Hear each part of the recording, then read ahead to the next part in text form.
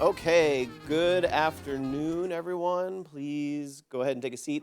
Ideally down front, because now we're split up into our parallel sessions, and so there's going to be plenty of space in here, and so there's no shame in getting close and asking great questions here. So welcome everybody to the Exoplanets and Solar System parallel session. We've got a couple of those this afternoon. So the speakers have 10 minutes roughly for presentation, 5 minutes for Q&A.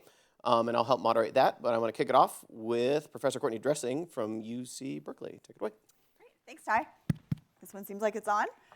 Today I was supposed to tell you about a pathway to planet properties.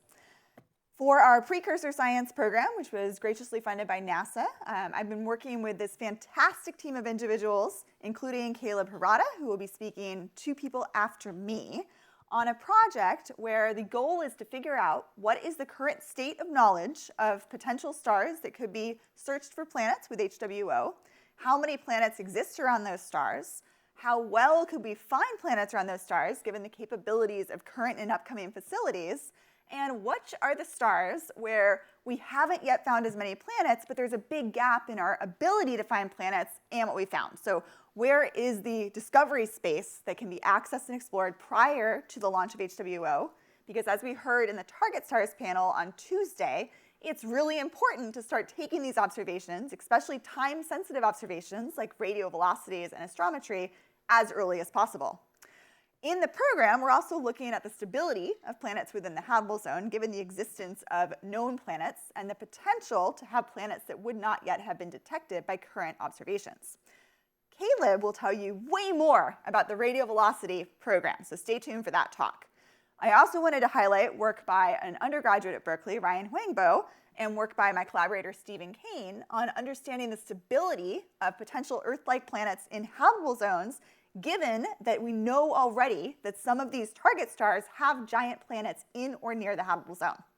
You can imagine if you have a giant planet that's barreling through the habitable zone, it might be difficult to also have a small terrestrial temperate planet on the same orbit that could be a good place for life, because it would be dealing with dynamical perturbations. It might not be stable. Maybe that giant planet has a moon that is terrestrial and an interesting place for life, but it's worth looking ahead of time and seeing, are there targets that perhaps should be deprioritized on the list of potential HWO targets because of the confounding existence of more massive planets? If you look at the 164 stars in the EXOP list, or Tier 1 of potential HWO targets, 30 of those have known giant planets in or near the habitable zone. Here's an example of one where the habitable zone is shown in green. This is from a paper by Stephen Kane in 2024. And then you can see the known planet B in black right through the habitable zone. You can then practice inserting terrestrial planets at different distances from the star and map out the likelihood that a planet would be stable.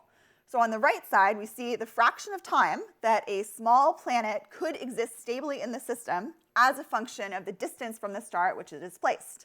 If it were all the way up at 100%, that would mean the planet could always exist. 0% means very, very unlikely. Here, if you integrate over the entire habitable zone, you see that only 5% of it fits into what Stephen has coined the DVHC, the dynamically viable habitable zone. So this particular star might want to be lower on your list of targets than a star for which the dynamically viable habitable zone is less impacted by the presence of massive planets. So if you look at all of the stars in the EXOP list, you end up with, for the sample that have known planets, which is about 30, the dynamical viability of the habitable zone varies significantly from very close to 0% to nearly 100%, depending on the properties of the known planets. So see the paper by Kane 2024 for details, and an upcoming paper by Ryan Huangbo, which we're hoping to submit in the fall. Caleb, as I mentioned before, will be telling you all about the RVs. But for now, I wanted to use this opportunity to tell you about a massive paper that many of you have already contributed to. The paper is titled "The Scientific Discovery Space for the Habitable Worlds Observatory." What is this paper? Essentially, it is a summary of many possible science cases that could be accomplished with a facility like HWO. It is not the full set of science that would be accomplished, because as you know already, whenever you build a powerful observatory, it can do far more than you might imagine, and it will answer questions that we can't even think of today. So this is just a subset of the wide range of possible science that could be accomplished with HWO.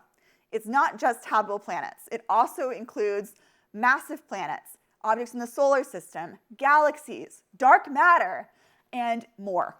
So if you have contributed in any way to discussions of HWO or science cases, you are invited to be a co-author of the paper. There are lots of QR codes here. The one in the top will take you to the paper link.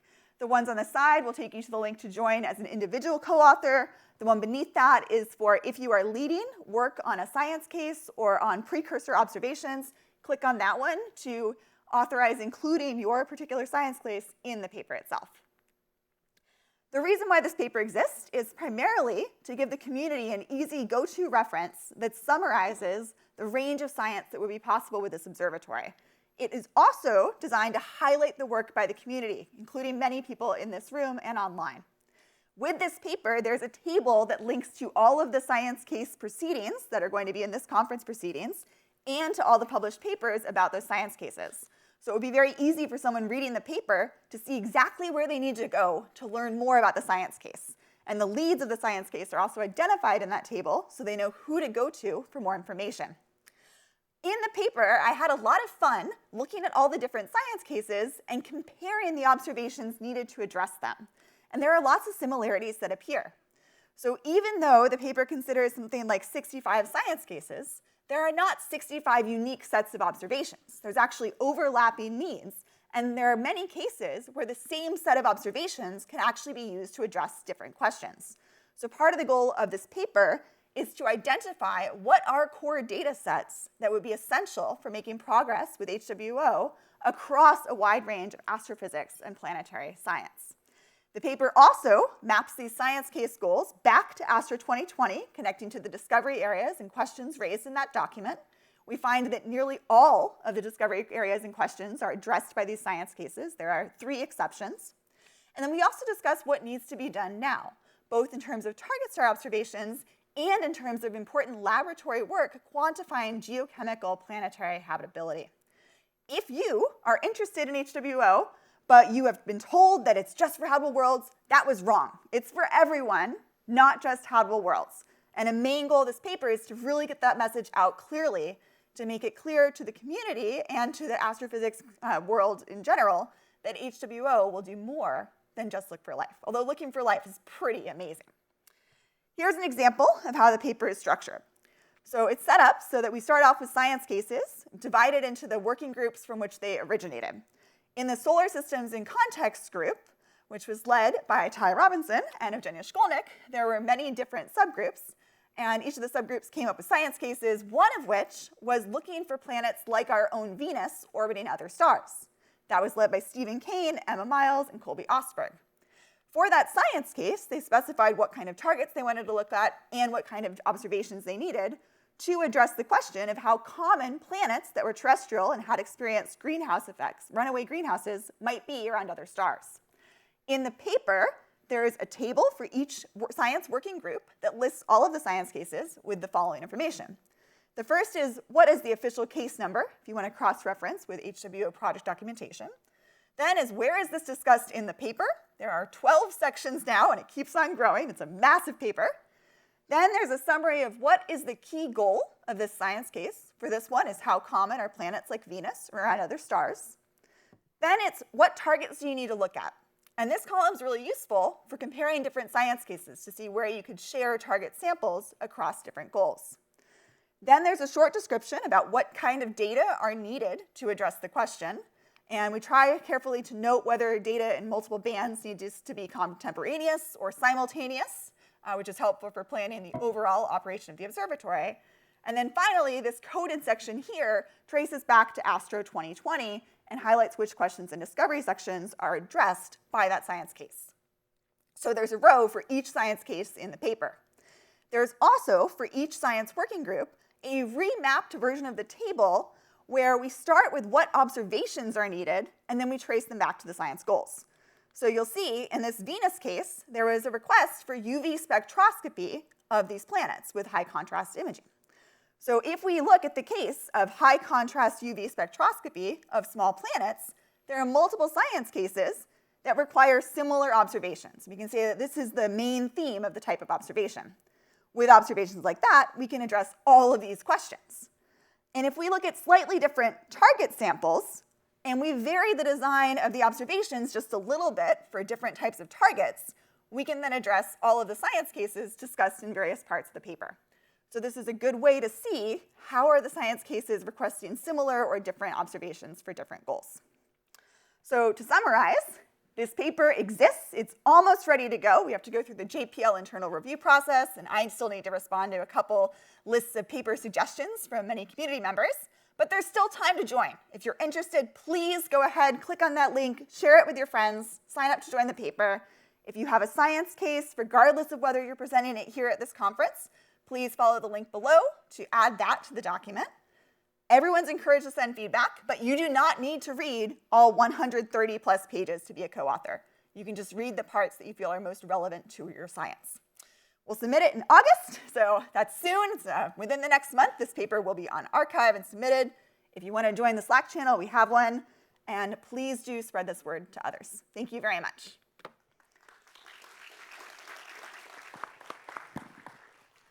Thank you so much, Courtney. Certainly a huge lift putting that science case document together, so thank you for that. Okay. Also, and we have a few minutes for questions from the crowd if anyone has any questions. And I think I'm the one who's going to transport a microphone around. And I will take the first question, Courtney, which is, do you intend for this to be a snapshot of what HWO science looked like around this era? Or are there aspects of it that you can envision being kind of like a living document or living components as science cases evolve? So I view this paper as most analogous to the paper that was put together by John Gardner in, I think, 2009 about capabilities for JWST. That project was farther along when the paper was written. HWO is currently a mission concept. So I think viewing it as a snapshot in time where hopefully there will be other iterations. Maybe the CSET would write a paper that then updates all of this. So it's not going to be all-inclusive. It won't be everything that HWO could ever do, but it's a good smattering of what has been discussed over the past decade or so. Thank you. Any other questions from the crowd? I have a question about the dynamically viable habitable zone. Yeah. And so for the foreseeable, I think we're going to have ignorance with regards to what else might exist in these systems. Is there a way to propagate that ignorance through to the metrics that you're getting here? Yes. So part of what Ryan's paper will do is combining limits from Caleb's work, which we'll hear about soon, with stability simulations. So how many planets could you hide in the system that would not have been detected yet? And then how does that affect the likelihood that there could be an Earth-like planet in the system as well? Wonderful. Yeah, that's great. Thanks. Okay, and with that, I think we should give Courtney both one last round of applause and like send our energy to Courtney because August is coming. Thank you.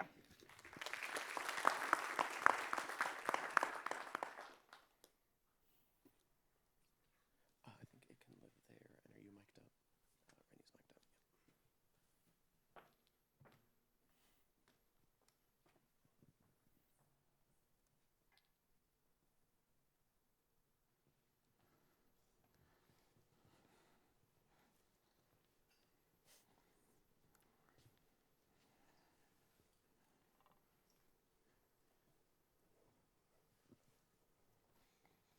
Okay, our next presentation is from Renyu Hu from NASA's Jet Propulsion Laboratory.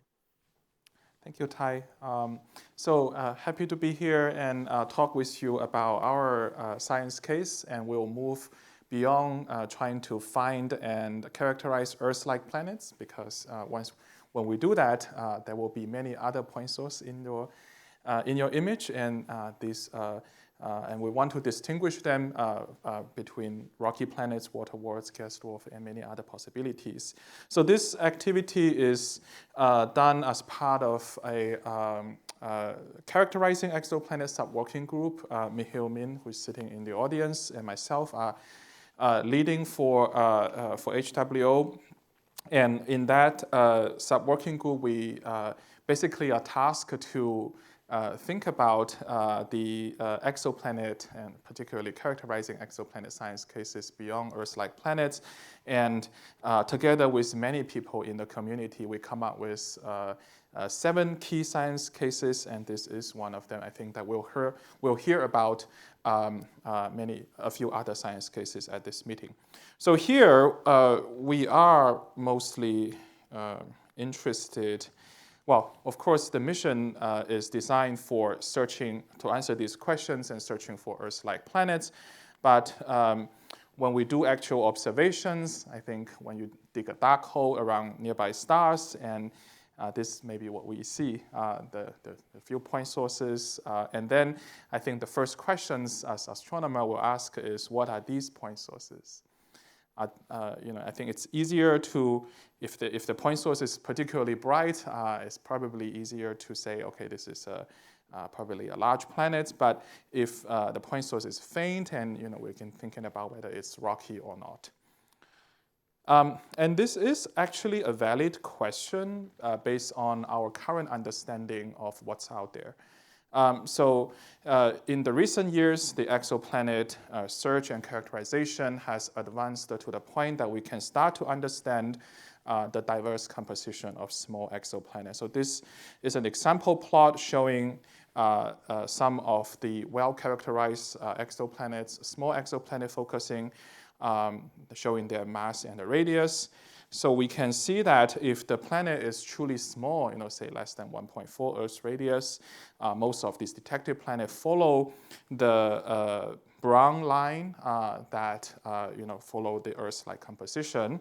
But for the slightly larger part of the small exoplanets around 2 Earth's radius, you can see that some of them would follow a Earth-like composition and quite massive.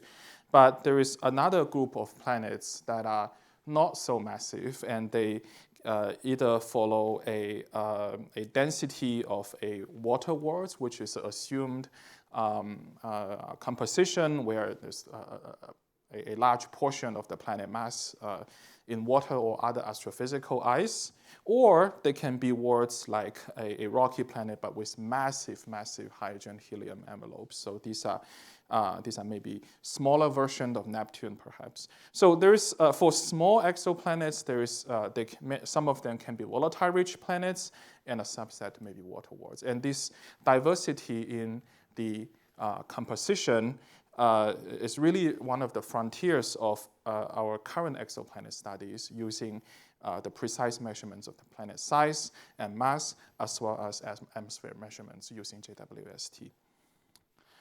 And for Habitable World Observatory, because we will be looking at direct imaging planets, and while we search for those Earth-like planets, these are slightly larger planets will naturally be in the field, and it is natural to expect that while we're searching for Earth-sized planets, many more of these larger than Earth but yet small exoplanets will be discovered. And this is, as an example, in the LUVA final report, and you can look at each of the bins and realize that as an estimate for the LUVA performance, the mission would detect more super-Earths and smaller Neptunes compared to Earth-like planets. And it is noticeable that many of those expected detection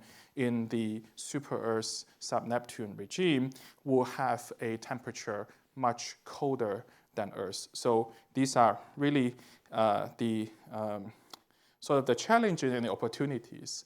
So why is a challenge?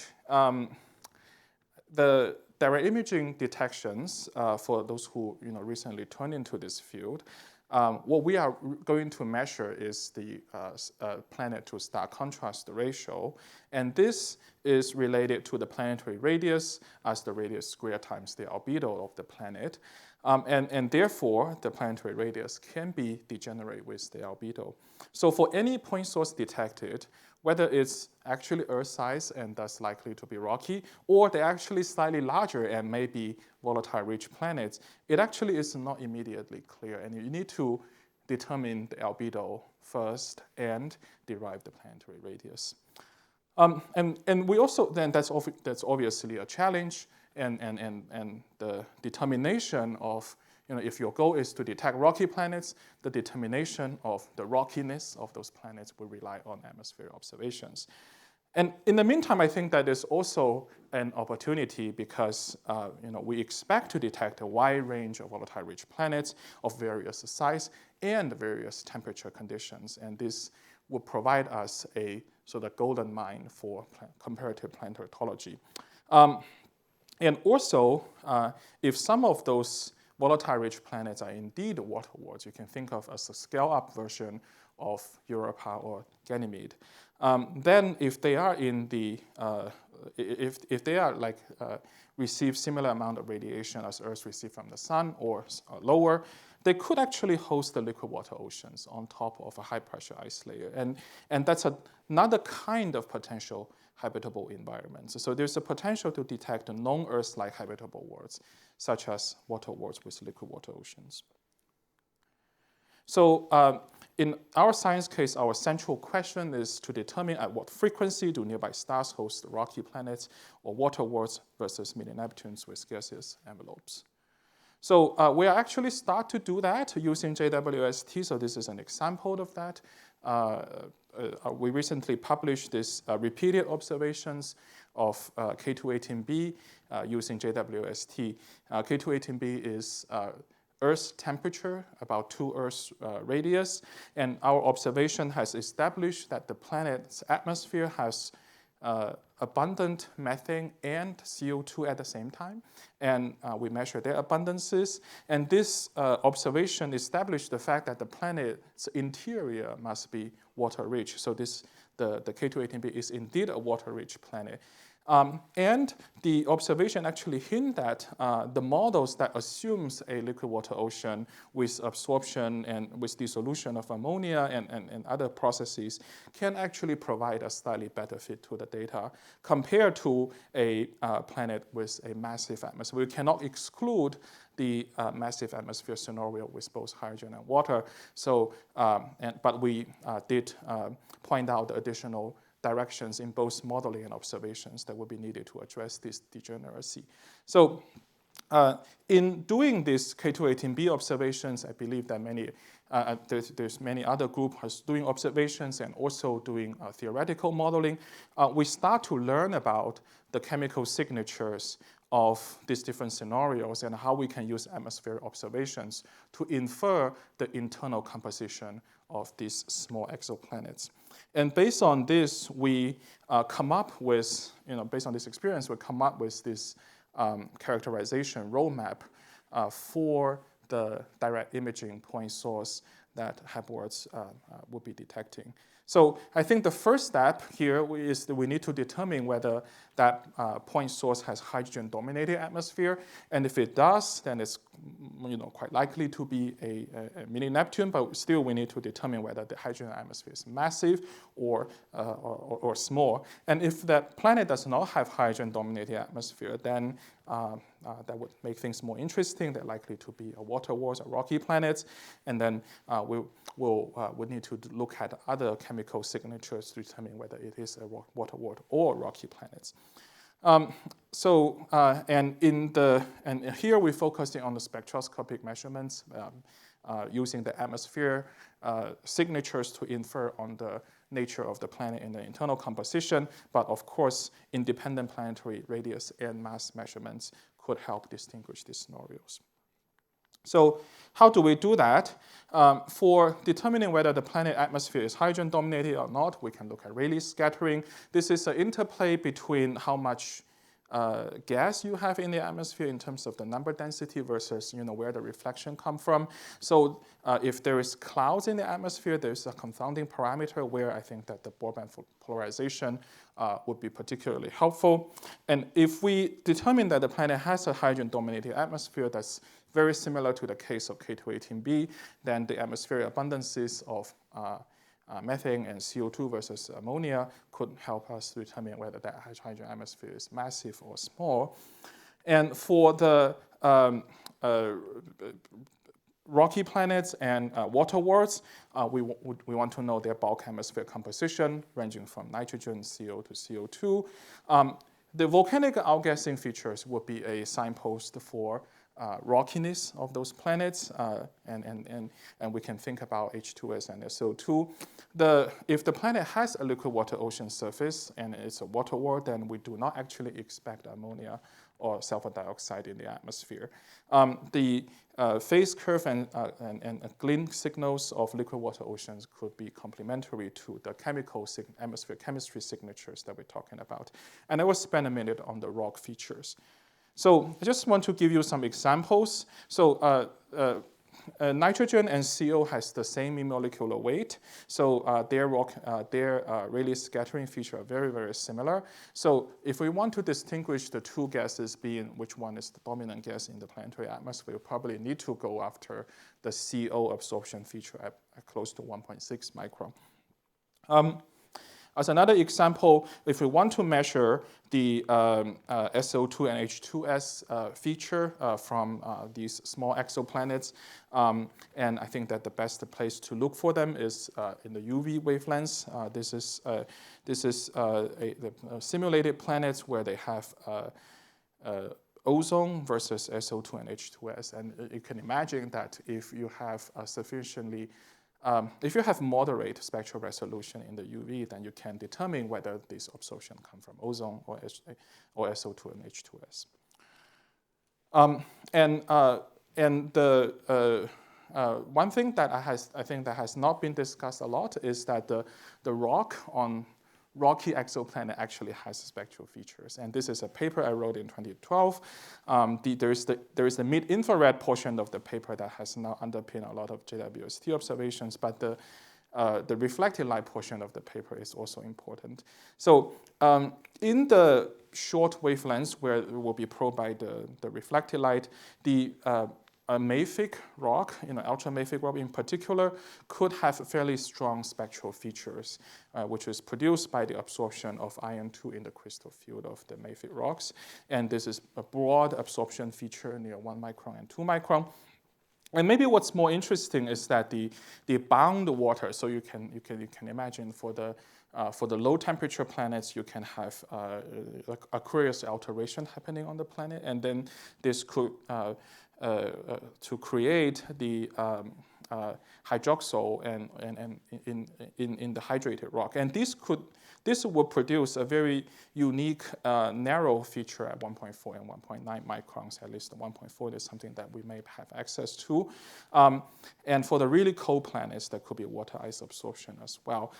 So this is just to point out that together with the atmosphere features, we actually will have the possibility to look for these spectral features directly from rocks to establish the rockiness, whether that point source is a large rocky planet versus a water world. So we actually translate this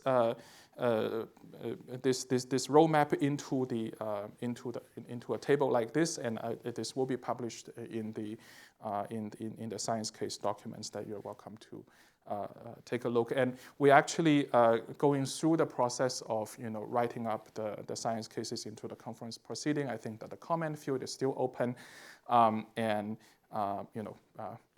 go ahead and read it and let me know how you think. So I will just leave with this quote on Carl Sagan and answer any questions. Thank you. Thank you, Renyu. We do have time for one question. Please raise your hand and I can cart the microphone around, or from online. Oh, okay. As fast as I can.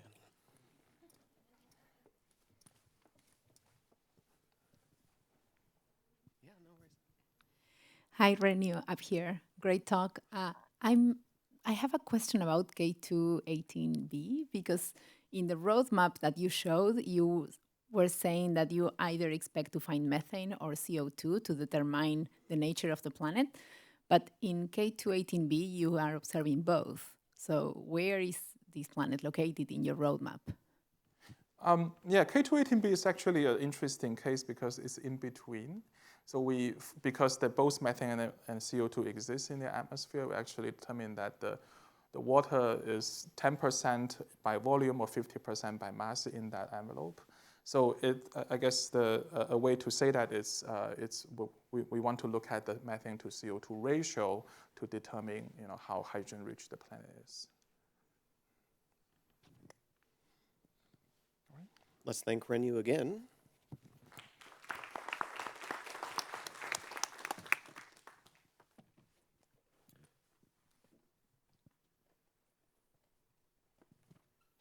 Okay, and up next we have Caleb Harada from UC Berkeley. Take it away. Thank you. Mic check? I think it sounds good. Okay. Thank you all for being here to listen to this talk. So Courtney really set me up very nicely to present this. So this is continuing with the precursor science work that we're doing for the HWO ExoEarth target list.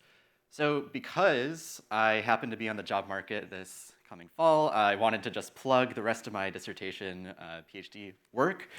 So this fits in more broadly with my SPORES project, which stands for System Properties and Observational Reconnaissance for Exoplanet Studies with HWO.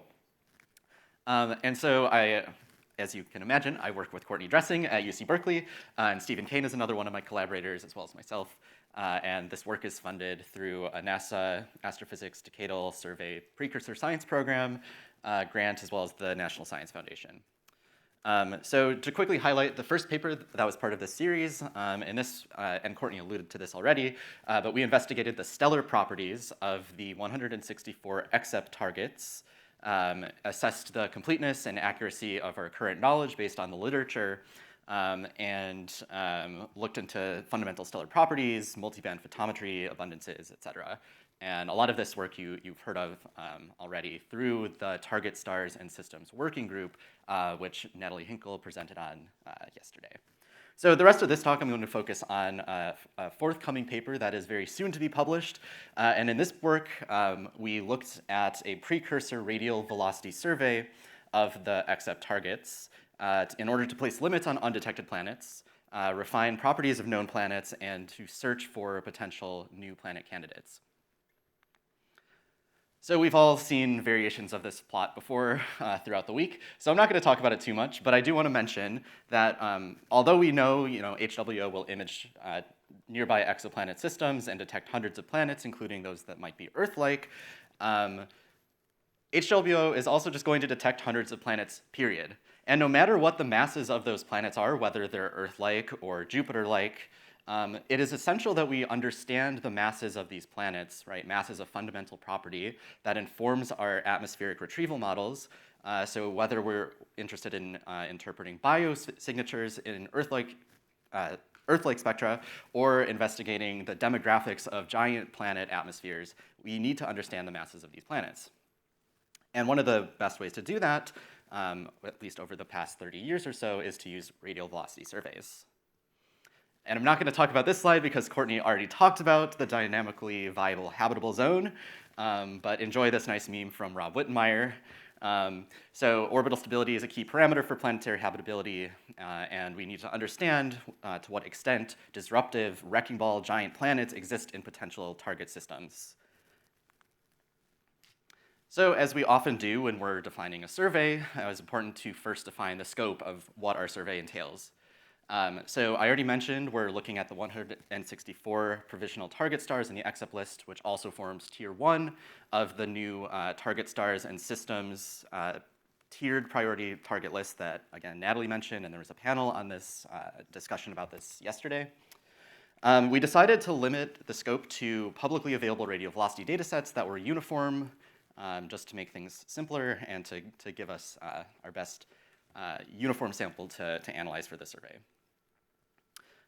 Like many things in life, the road to publication is often rocky, and so we realized that we actually needed to broaden the scope and to acquire as much more information as we could by expanding this to include not only HARPS and high-res, but every single radial velocity measurement within precision of about 10 meters per second or so that we could possibly get our hands on. So this included about 24 other high-resolution spectrographs that we ended up looking at. We also looked for stellar activity indicators to understand the stellar activity and magnetic cycles of these stars, but also to vet potential new planet candidates for false positives that are induced by stellar activity. And this last point, we are saving for a follow-up paper. So stay tuned. That is beyond the scope of this work. This is the last meme I have, I promise. So you can imagine that this is quite a challenge, right? We're looking at data sets that are completely inhomogeneous. It is a huge volume of data. All of the files that we find either come from one-off papers or archives or big catalog papers. So really the data are all over the place, and this is a really, really challenging thing to automate. So we needed to do this all manually to find these archival radial velocities. And that is what I spent the last semester at UC Berkeley doing. Courtney and I started a community science project, which operated fundamentally like a semester-long course at UC Berkeley, open to any astrophysics undergraduate students. And I'm not gonna get into the details of how this all worked because I don't have time. But essentially, we had the help of 74 volunteers who I am extremely grateful for, who we went through some basic training and had office hours and really worked together as a team in order to go and find as much data as we can and document it, which is really important. So thank you to all of those students. In short, we found a lot of data, over 150,000 individual radial velocity measurements. These cover 141 out of the 164 EXEP Tier 1 targets. And these observations span over 3 decades. So we're really able to harness this entire radial velocity data set, basically since the first exoplanet around a sun-like star was discovered, to search for long period planets that might be disruptive for terrestrial planets in the habitable zones. So this is just a little preview of all of the spectrographs that we used, but I'm gonna skip over it for the sake of time. And I wanna move on to the data products. So a main driver for this large-scale project was to make a resource for the community, not only for HWO precursor science, but for folks who are interested in perhaps giant planet demographics or understanding the architectures of the nearest sample of exoplanets to us. So all of the slides that I'm going to present from here on out, all of this for those 141 stars or so, this will all be made public, either on a Zenodo or on a different format that we are currently trying to figure out. So this big archive is going to include machine-readable data as well as human-friendly summaries that you can then look at for your various science cases or precursor science work.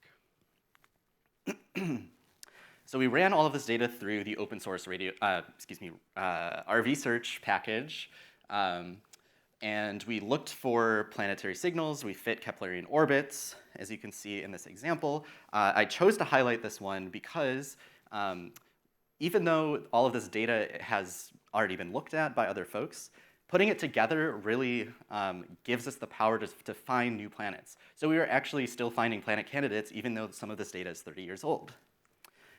For this particular example, I was just a little bit too late. So this planet candidate, the third planet candidate in this 2-planet system, was actually discovered first as part of the NUID Earth Twin Survey. But it's really cool that we could actually find this planet without needing to go to EPRV.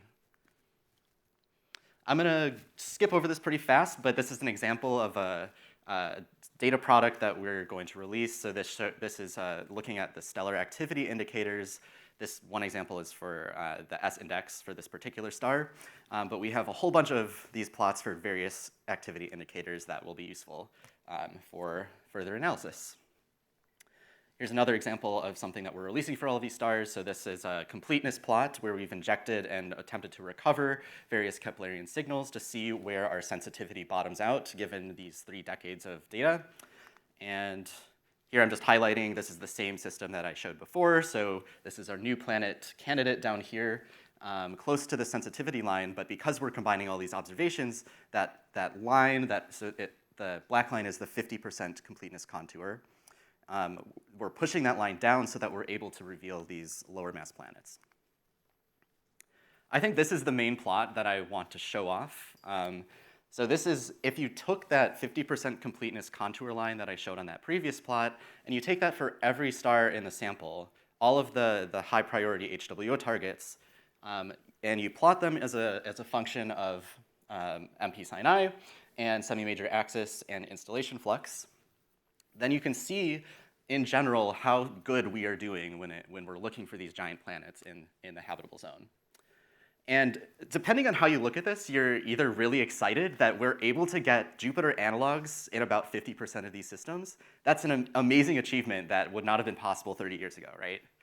But on the other hand, you might say, oh, that's not too good because half of the best targets for HWO could potentially have a disruptive giant planet that we don't know about, and we really, really need to know about them. So I think with that, because I'm just about out of time, I'm going to show my summary plot, which also summarizes that, that nice completeness contour plot that I showed earlier. So the thing that I wanted to take away, that I want you to take away from this talk, is that we're doing okay with our sensitivity to disruptive giant planets, but there is a lot more work that we can do, and I really believe that with archival radial velocities, as well as the next generation of EPRV, there's still a lot of room to improve. So keep an eye out for this paper. It is on the way. Hopefully next month we'll have a new version on archive. Thank you very much.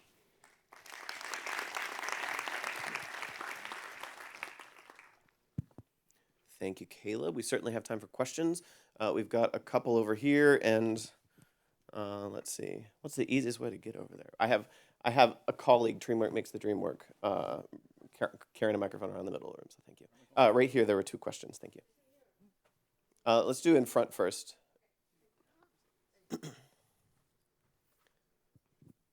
So Caleb, first of all, I wanted to say that I commend you for all this work. Thank This you. is probably one of the heaviest PhD theses I've ever seen in my life, so congratulations on that one. And so my question is also to give you the opportunity to vent a little bit. So what would you recommend for the radial velocity community to do from now on? You know, like based on your experience with all these observations, what should we be doing in the next 10 years? Document, document, document. Please, when you release public data sets, it is really helpful to include as much metadata as you possibly can. Thank you, yes.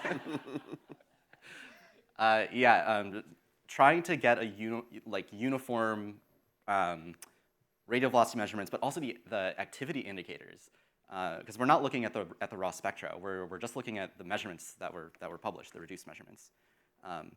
And a lot of times that useful metadata is lost. So that is something that I would love to see. Thank you. And then behind Mercedes. Yeah, that's loud, sorry. So first, I want to say the same thing, amazing work. This catalog is going to be so useful for everybody that does this kind of work in the future. And do you, or you and Courtney, have any plans to put proposals in to continue doing RV observations of these targets, or is this something that the community needs to all work on separately?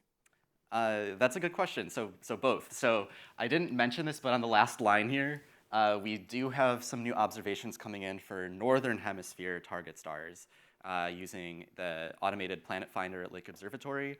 So these are the stars that we found tended to be underobserved, or the neglected sample that we sometimes call it. But that's just for the northern hemisphere. So it would be good to have someone working on this in the southern hemisphere as well, because half the target stars live down there. Other than that, so APF's precision is good enough to get these massive Jovian planets, but as you know, Arvin, the EPRV community is also really interested in trying to get lower mass planets in these systems as well. So I think that the synergy between the legacy RVs and the EPRV work that's being done now is really going to drive this forward. Let's thank Caleb one last time.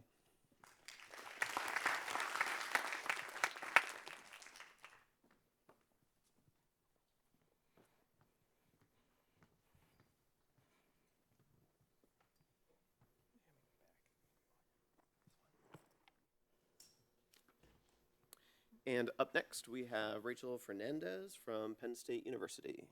Thank you, Ty. So throughout this conference, which has only been 2 days so far, we have heard a lot about Eta Earth, Beta Earth, Shada Earth, as we call it. And a lot of it is whether we agree on it, whether we don't agree on it, but not a lot of insight has been given into what exactly is Eta Earth, and why we agree on it and why we don't agree on it. And in the next 10 minutes, I'm hoping to shed some light on it, but I will not give you an answer. So if you're hoping for that, exits. So with that, I would just like to thank this very large group of co-authors that I've had. A lot of the lead authors are early career postdocs or graduate students who have contributed a lot of expertise into what exactly goes into the 8-Earth calculation, and as well as the contributing authors who have helped us refine and write a really good review of what exactly 8-Earth is. So with that, what exactly is 8-Earth? I define it every single day in front of the mirror in the morning, so I'm going to do it again now. The frequency of Earth analogs in the habitable zones of sun-like stars. The sun-like stars part is debatable. For the purposes of this talk, we're going to work with sun-like stars. So essentially, it has three main components. The first one is we need Earth analogs, which is planets that are similar to the size of Earth in mass or in density. We need a habitable zone. So this is the distance from the star at which water can exist on the surface of said Earth analog. And then sun-like stars, stars that are roughly like our sun. Same age, same size, same mass, same temperature. So in the decadal, they assumed eta Earth was 25%. They didn't come up with this number. This was actually from one of the studies that was done. They chose 25%, and from that 25% is where the 25 Earths constantly comes up in this conversation. That is, they're going to look at about 100 sun-like stars, and they hope to find 25 Earths that they will find biosignatures on, and hopefully that's a good enough statistical sample to do more analysis and see what biospheres are like on other planets. Small complication, we have currently 0 reliable Earth-like planets in the habitable zone of sun-like star. But what Kepler gave us, and it's one of my favorite missions, is this abundance of similar sized planets much closer in that are just like Earth in size. So what we do, and we love to do this, is we extrapolate. We fit this very nice abundant population and we extrapolate all the way to the habitable zone. That's because we don't have any, so that's what we have to make do with. So we need now 4 things for eta Earth. One is sun-like stars, which we know what they are. Earth size or Earth mass planets, we know what they are. We extrapolate, we really know how to do that. And habitable zones, we know how to do that. What it gives us is this thing. There's only 2 ways to read this plot. 1, we really agree on eta Earth. 2, we really disagree on eta Earth. And I fall on the second bin, unfortunately, where the spread is anywhere between 1% and 10%, and 100%, sorry, would love to be 10%, but 100%. So why exactly, when we all agree, we seem to agree on what an Earth-like planet is around a sun-like star in the habitable zone, and we really know how to extrapolate, where does this discrepancy come from? Turns out we don't agree on things. Earth analogs, I gave you a very simple definition, high-level definition of it. But in practice, it could be anything from 0.5 to 2 Earth radii. I'm not here to judge whether or not this is the right thing or no. I'm just saying this is what studies are doing. Habitable zone, same problem, can range from optimistic, that is from Venus to early Mars, or conservative, or now a dynamically viable habitable zone. There's a new definition, so what is your favorite habitable zone? And then sun-like stars. What does it mean? Do you only consider exactly like the sun, or do you broaden the scope to include Fs and Gs and Ks, or just Gs and Ks, or what is your choice? So because of all of these small-ish changes or decisions that we make, it really affects the way we look at eta Earth. And that, as you can see, is what's driving some of the changes in this plot. All of the spread that you actually see is from different definitions of Earth-sized planets, different definition of sun-like stars, habitable zone changes, all of that. The problem over here is if we want to reach that 25, eta Earth can really be impactful, not just for like how big of a mirror do we want, because if it's a 40 meter that we want and we get, it's not a problem. But if it's a 6 meter, it might be a problem. If, let's say, we don't have a say in the mirror size, how do we choose the right targets to actually achieve this science goal? There's different ways eta Earth can be used. But the problem does not stop there. There's other factors to consider, and this is something that we outline in the paper as well. Stellar multiplicity. Not all of those studies have considered how being in multiple star systems can change Eta Earth. This can be close-in binaries, far-out binaries, any kind of binaries, could be tertiary systems, does not matter. Also, planet multiplicity. Can a habitable zone have two planets of the same size? I don't know. It'd be cool. Age. How does the habitable zone and the radius of the planets change as the function of time? And how does that time evolution actually affect, how do we take that into account while estimating Eta Earth? Chemical composition. This has gotten some attention, where how does the host star abundance affect the planets that is in the system and also Eta Earth? Spectral type. Does Eta Earth change based on the host star? Some people say yes, some people say no, we do not know. Conditional occurrence, as Caleb and Courtney have mentioned, can giant planets in and around the high habitable zone affect Eta Earth? Giant planets are not really stationary objects. They move around so much, so even if they're not currently in the habitable zone, could they have been something like the Grand Tax scenario that could have happened in our own solar system? And then galactic population. Does Eta Earth change as a function of galactic location? Well, Roman should help with that a little bit. So it'll be cool. Now we have 4 plus about, 7 more? Great, that's 11 factors. That's slightly more than the number of fingers I have. It gets a little bit more complicated the more you look into it, because all of these factors start playing with each other and are interdependent. And how do we calculate Eta Earth?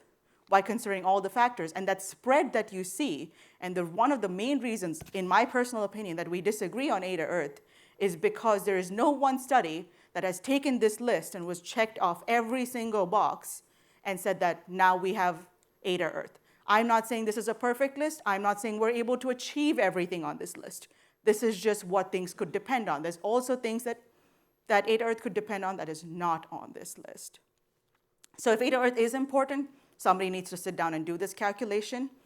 Or you can flip it. If Eta Earth is not important, what you could do is this same list could be used as target prioritization, where you take the list of stars that you have and you say that, oh, this one's in a binary. That's going to be a little iffy to find Earths around. Oh, this one has a really low metallicity. I don't know what the chances are. Sort of like Kepler reliability that has been used, and you can either give points to systems in order to increase the prioritization, or you can lower it. Either way, the list of factors that Eta Earth depends on is not just important for Eta Earth, it's also important for other aspects of the Habitable Worlds mission. But there is hope. Thankfully, we're placed exactly right in time in order to do a lot. It's kind of like an all-hands-on-deck situation where current and planned missions can help with every single detection technique. Transits, we have Plato, Roman, and Earth 2.0 that are actually aiming to go and directly measure Eta Earth and actually give us more than 0 planets in the habitable zone. So in the next few years, we'll find out, is that the right timeline for HWO? I'm not part of these missions, I do not know. On the other hand, EPRVs are also pushing down in their sensitivities in order to really achieve this. And they're trying really hard. It's a hard problem. Direct imaging actually cannot currently find Earths in the habitable zones, or we would not need HWO, but it can do a very good job of finding giants in and around it, and so can indirectly inform Eta Earth, and something similar for astrometry. Roman's microlensing is probably the closest to finding Eta Earth, but it's going to find Eta Earth towards the galactic center, which, depending on the alpha abundances and whether stars even are the same as the solar neighborhood, things could look a lot different. So there is still hope, but there's also a lot of work to do. But I'm positive that we will either figure out Eta Earth or figure out a way to get real creative in the way we are going to design and let this mission run over the next few decades. So with that, I will leave you with my take-home points and take any questions.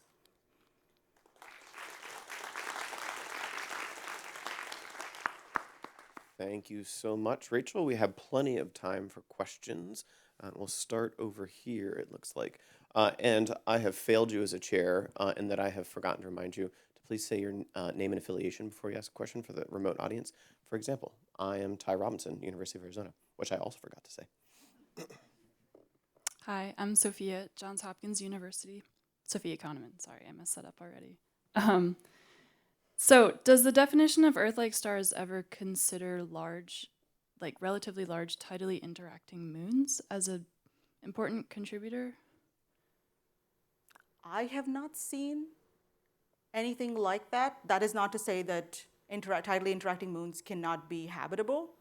It's just not considered in the definition of Earth, Eta Earth. I guess I mean, does the definition of Earth like ever include having a moon of that size? Oh, you're saying like the Earth-Moon kind of system? Yeah. I have not seen it, but we can add it to the chart. Yeah. Yeah. Because there's a little bit of an argument in the solar system community where is the Earth-Moon a binary planet system? And so it could be a contributing factor. So yeah, maybe, but it's not currently been taken into account in any way or considered. Okay, thanks. Question right there, Mike. Hi, Rachel. Nice talk. I'm Mike Bottom from University of Hawaii. You talked a lot about different ways Eta Earth can change around the galaxy, et cetera, but really, for the purpose of this mission, what we care about is Eta Earth near us, right? Mm-hmm. And if it's truly the case that it's 1% or something like, or I guess 1 planet every 100 stars, then we can't do the mission, right? There's just, we'd need like a 100-meter telescope or something to get 25, if that's what we take as our winning strategy here. So is there, what's the best estimate of the local value of Eta Earth, and what can we do to eliminate these, or clarify whether these extremely low estimates, some of which you showed on your error plot there from different authors, to tell whether they're accurate or not in the near future? So you're asking if, how can we tell, because there were so many different points, how can we tell which one in the future would be the most accurate and representative of the Eta Earth value that we should go for? Is that the question? Well, it was two-part question. One is, what is the best estimate, in your opinion, of the local value of Eta Earth, which local, say, 30 parsecs, and then two is, if it's truly the case that it's a very low value, like some of the estimates you showed, or if there's a possibility that those are accurate, how can we best follow up to, shrink the local value uncertainties to know how big a mirror we need, et cetera? So my best value, and you will not like this answer, is between 0 and 100%, unfortunately. The thing is, I have not sat down and done this calculation. It's a pretty hard calculation to do, and I have not done this, and I don't want to be biased while choosing an answer. I would definitely lean slightly lower than 25%, but it's not 1% for sure. And to answer your second question on how would we know if it's accurate, well, we have to just go and measure Eta Earth directly. I think one of the biggest sources of errors is in the extrapolation. Are you extrapolating upwards, downwards, flat?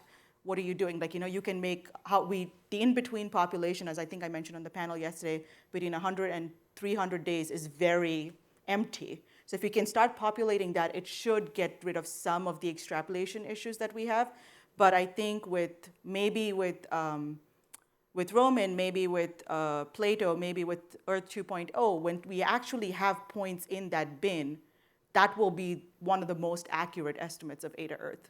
Until then, it's all based on every single assumption we make, including the extrapolation, which in my view is the biggest problem. And we have time for one quick question, hopefully.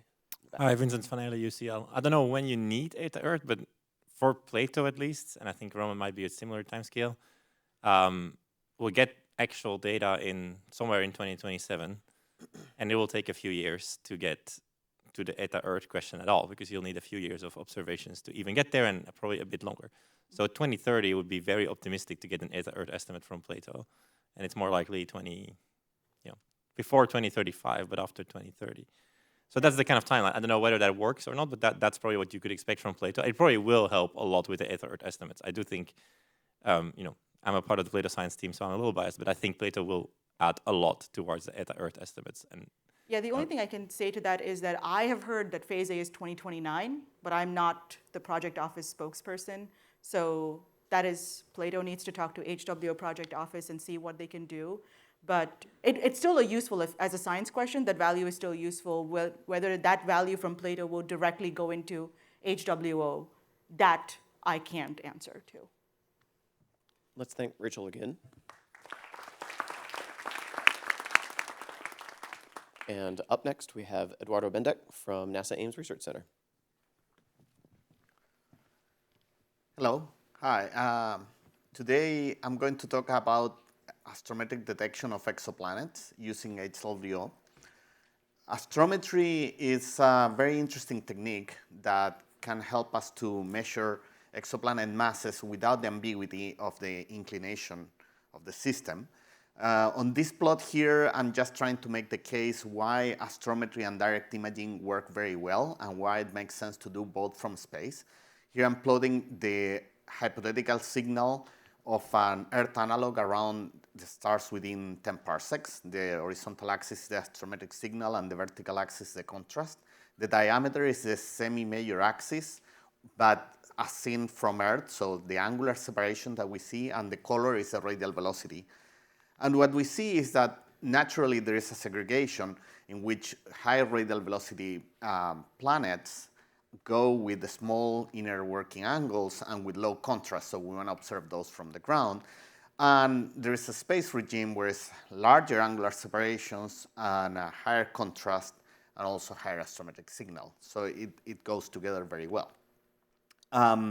Also the outliers of alpha Cen A and B, which they are very close to us, so the astrometric signal is pretty high. On this plot here, I'm making the case that radial velocity and astrometry don't compete, they complement each other very well. What we have on the left is a plot of showing the radial velocity of different kind of planets, but if we look at the Earth planet around alpha Cen at one astronomical unit, we see that the signal is the order of 10 centimeters per second, which is really hard, and radial velocity instruments are trying to get there.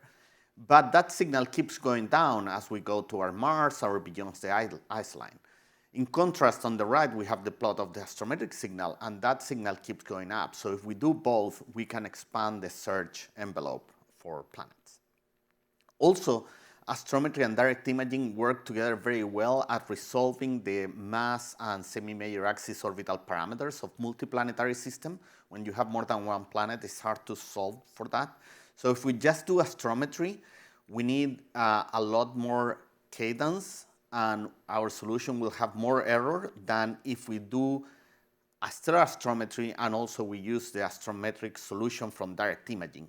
Then we can resolve the parameters for semi-major axis and mass with 10 times the accuracy with half the cadence. So that's a very, very good advantage. Now, what do we need to do? So if we look at the HWO Tier 1 targets, we found that cluster of stars on the bottom left. And those stars, the signal of an exo or Earth analog is the signal in radial velocity is 8.1 centimeters per second. That's incredibly hard. And also 0.24 microarc seconds. Both are far away from what we can do now, especially on astrometry. On astrometry, the state of the art shown in blue is in the order of 100 microarc seconds or slightly better than that. So we are more than 2 orders of magnitude away from what we need to do astrometry on those stars. In radial velocity, we are closer, a factor of 5. However, radial velocity is hitting harder constraints from astrophysical noise that are harder to deal with. So there is a space to do something interesting. However, some new papers like Damiano et al. Tell us that we need to know the mass within 10% accuracy to precision to be able to do real atmospheric retrievals and understand and characterize the planet properly. Therefore, now we're looking at a number of 0.024 microarc seconds, which is extremely hard. So when we look at these numbers, it's like, okay, what we can do with HWO? So, in this talk, I'm going to focus about astrometry, and one of the limiting factors is distortion. Optical distortions, the telescope deforms even a little bit, a tiny bit, and I'm going to explain how much is that. It biases the position of the stars, the background stars, and every time that we go and look at the planetary system, at the target star, the background stars are in a slightly different position, causing an astrometric error. And that error is pretty high. And the plot on the right shows us that we have a trade-off of choosing a lot of fainter stars. So if we go to the right of that plot and we go for fainter stars, we can find many of them to average down the distortion error. However, the photon noise is going to bite us because each star is very faint. Or if we go to the left of that plot and we pick reference stars that are brighter, we have few of them, and we have a harder time calibrating distortions, but we beat photon noise better. For each observatory configuration, you have an optimal point. In this case, it's magnitude 18 or 20, but still the optical distortions are impacting us. So here we have been working for many years on a concept called the diffractive pupil, which uses a diffractive element, so microscopic dots, on the primary mirror of the telescope to be able to create diffraction spikes.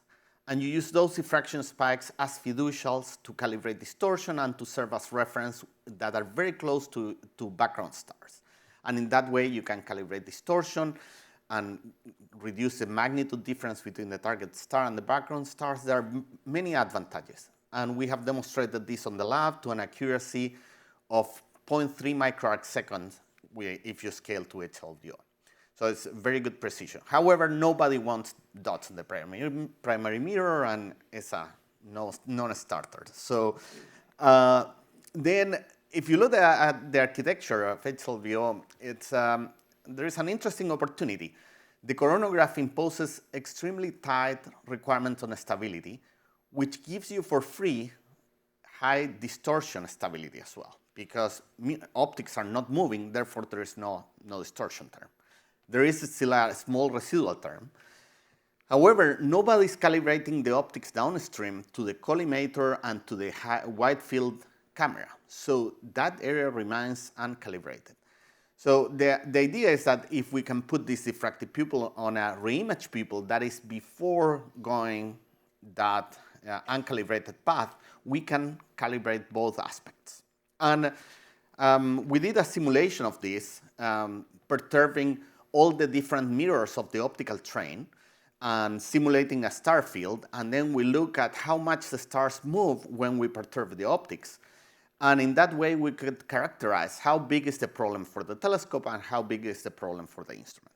What we find is that the telescope itself, or what I call OTA here, after doing 100 Monte Carlo runs, because you have to perturb all the mirrors at the same time, and the amount that you perturb them responds at a statistical distribution. So after doing this 100 times, you find that the OTA, the telescope, is only 1.7, 1.8 microarc seconds. So it's a pretty small number compared to the state of the art.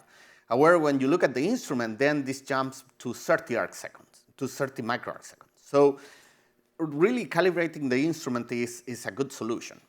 So if we say, well, let's assume now that we can have this diffractive pupil calibrating the instrument, and then we take the telescope, we can say, okay, maybe we can get to 1.7, 1.8 microarc second astrometric accuracy.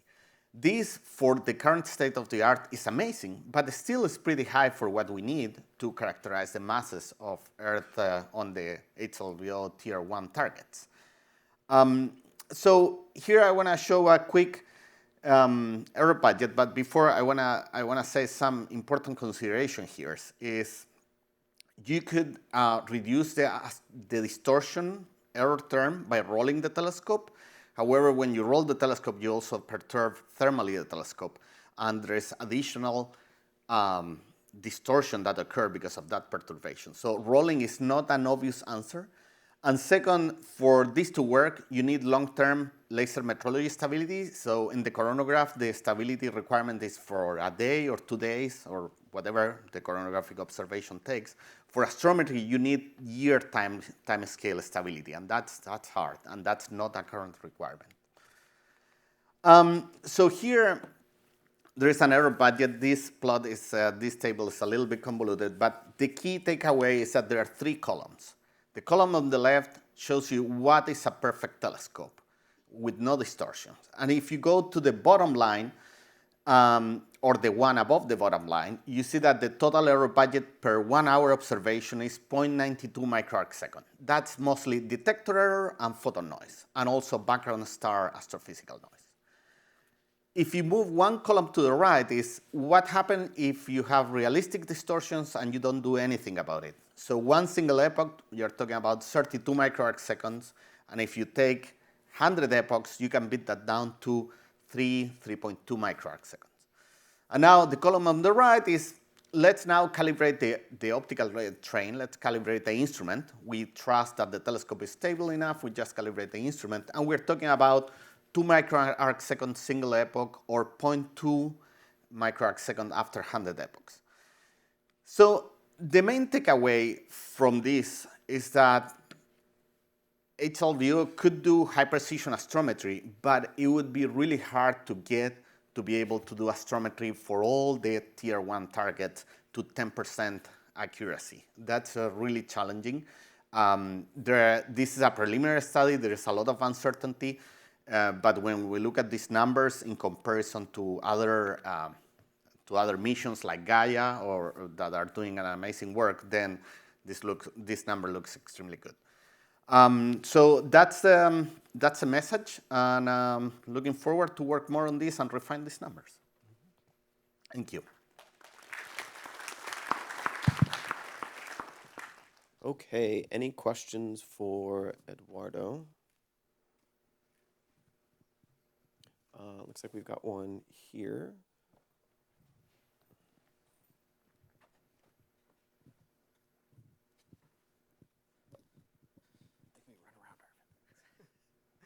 Really cool talk, really cool work. So I definitely agree with your point about for the RVs, it's concerning that stellar astrophysics may be limiting us. But we know that because our instruments and our measurement precision has gotten to the point that we've hit that astrophysical limit. Do you know that you won't hit a limit like that with astrometry? There are multiple studies that have go over the astrophysical noise of stars, observing our own sun, but also other stars. And all the studies agrees that the astrophysical noise and the stellar jitter is going to be below the instrumentation noise. And the biggest problem will be for the target star. For the background stars, it will average. So one key aspect where this could play a role is if you go to the field of view 3 by 3 arc minutes on HLVO, and then you go for stars magnitude 16 or 15 for background stars, you end up with very few if you're in the galactic pole. So then if those stars, they have companions, then the astrometric accuracy can go down really fast. And it will be a really case-by-case situation because you're going to end up with very few background stars. So it requires further study, and Cass Gary is reporting a little bit more on a talk that he's discussing this problem. Thank you. Also, I forgot to say my name, Arvind Gupta. We have time for maybe another question.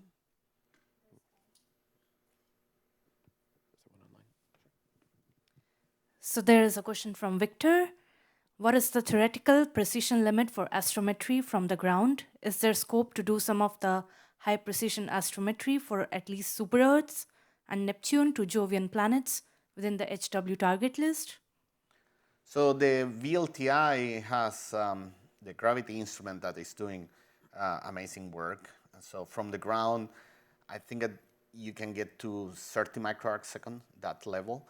But it really depends on the field of view, because if you're doing relative astrometry between two stars, it's a completely different problem than if you're doing absolute astrometry of one target with respect to a background stars, which is much harder because the field of view is bigger.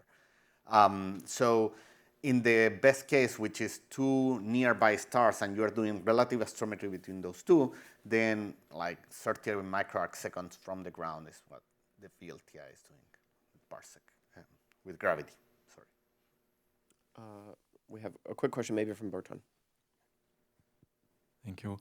Bertrand Manessen from JPL.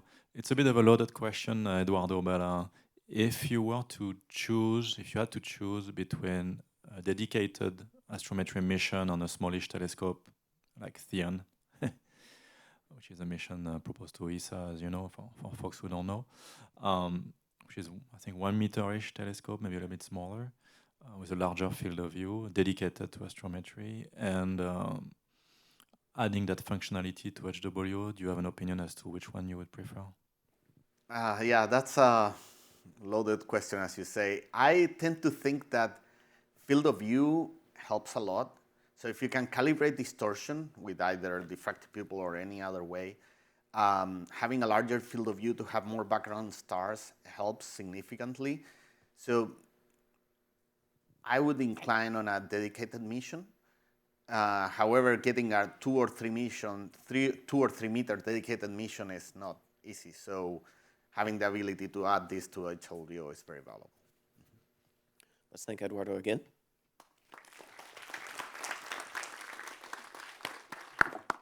And our final speaker of the session is Fabien Malbé from the University of Grenoble. Thank you very much. Can you hear me? Yes? Okay, so thank you very much, Eduardo, for this first talk on astrometry. And I'm going to follow up with a very high precision astrometry, mostly dedicated for exoplanet search, but also for dark matter with HWO. This is a work which has been done by several people, and I will mostly focus on the science part, and tomorrow there will be a more technical presentation by Jérôme Amiot. And what I want to emphasize is that we are dealing with an astrometric instrument. We are dealing not only on search for life, but we can look at planetary systems and cosmology. So I want to say that in the latest roadmaps made by space agencies, both in the US and in Europe, there has been a big stress on search for Earth-like exoplanets, like we have been talking about it these days, but also about dark matter, nature of dark matter. And astrometry is really something, very high precision astrometry, and really something that can help to progress for these topics. The way it's working, because very often people, they think about astrometry being done by Gaia. Gaia is a very nice observatory with a lot of results, but it has a principle that because you have rotations, you have a limited number of observation slots and duration of the observations. That means that you have a limited magnitude, limited accuracy, which is already very good, but not enough to address exoplanets or dark matter nature. What we propose here is similar to what Eduardo has proposed, is that you want to focus on separate fields, and you want to measure the distance between the target and the reference star within the field. For example, here, for Iota Persei, it's 0.5 degree field. It's the offset, so we measure the offset angle, and we repeat this several times over the mission lifetime in order to get the signal. But as Eduardo emphasized just before, what is very important and what makes the difference between what we propose today and what has been done in a previous space mission is that you need to have a very good calibration of your detector. So what we propose in this concept is that we add a detector calibration unit using a laser metrology, which is relatively simple to implement, since you use laser metrology and optical fiber, and you will project young fringes on your focal plane. So that on your focal plane with all your detectors that you have for the large field, you will have fringes that will help you to characterize the precise position of each pixel with respect to the other.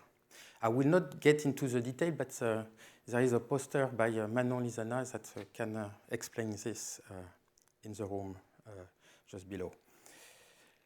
A possible implementation in a HWO concept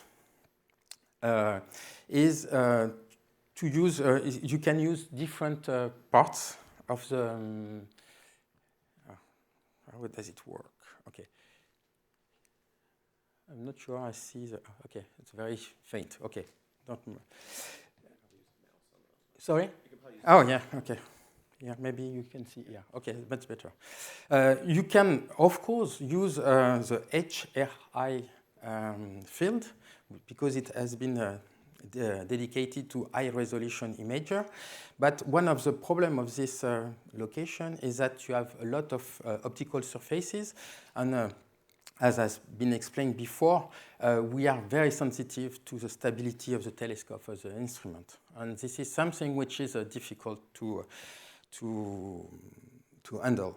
So one preferred maybe position would be the position of the guiders.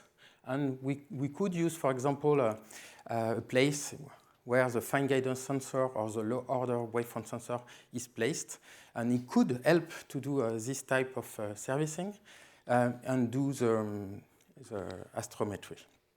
What is nice is that also we have the possibility to get detectors with a large format detector. Basically, with 4 detectors like this, you can cover almost 1 gigapixel focal plane. And with a 4.4 micron, you can sample at Nyquist level the field, which is diffraction limited at a wavelength of 420 nanometer. I don't want to go into details in these technical aspects, and Jerome tomorrow will present this at 5 p.m. in the technical parallel room. Now, coming back to the science, this is something that is driving me. What has been detected so far around nearby solar-type stars? If you look at the numbers, you have very few systems that have been found in nearby star system, especially for solar-type system. If you plot here the Gaia, the number of stars in the Gaia catalog within 20 parsec, you see that you have more than 500 stars that you can look at, and only exoplanets have been found around only 63 stars. Also, if you look at what type of exoplanet have been found, they have been found mostly around M stars. And there has been a lot of arguments saying that if we want to focus on solar-type stars, this is really decreasing the number of targets that you get. So if you look now at models for planet formation, you see that the different models that have been reviewed by Byrne and Mordazzini in 2023 show that there should be a lot of small exoplanets around solar-type stars and compared to the giant planets. And this is compared to what have been observed so far in this famous parameter space, mass versus semi-major axis. You see that what has been discovered so far within the 20 parsec is mostly exoplanet with relatively low mass for around cool M dwarfs or giant planets.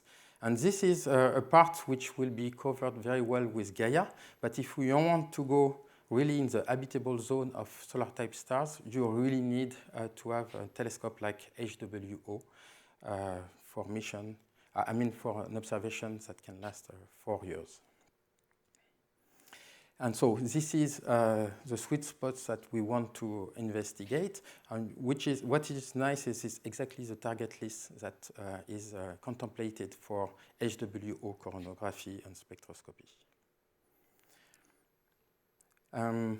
Now, if you look at what is, and I will go to the error budget like Eduardo after. See, if you look at the numbers that you are aiming at, you see that we are finding the same type of numbers. You use the Kepler law.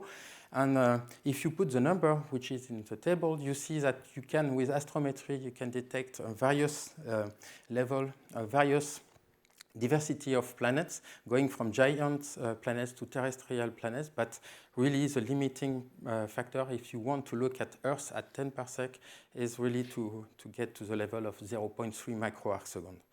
And if you want to have a signal to noise ratio sufficient, then you have to master the noise at the level of 0.05 microarc second.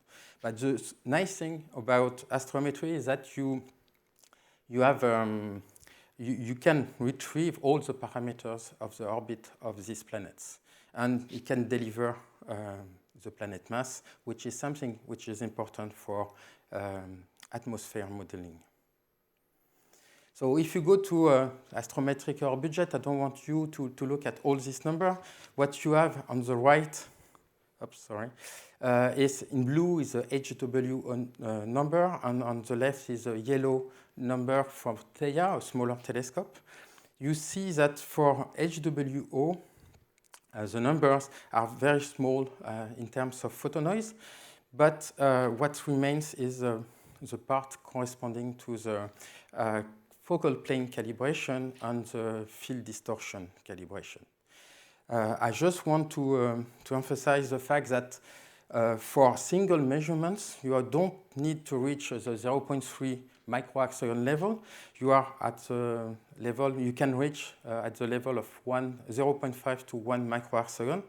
And then because you master the bias, instrumental bias, then you can retrieve the orbit of the star and then the orbit of the exoplanets by using method like radial velocity method over the period of the star.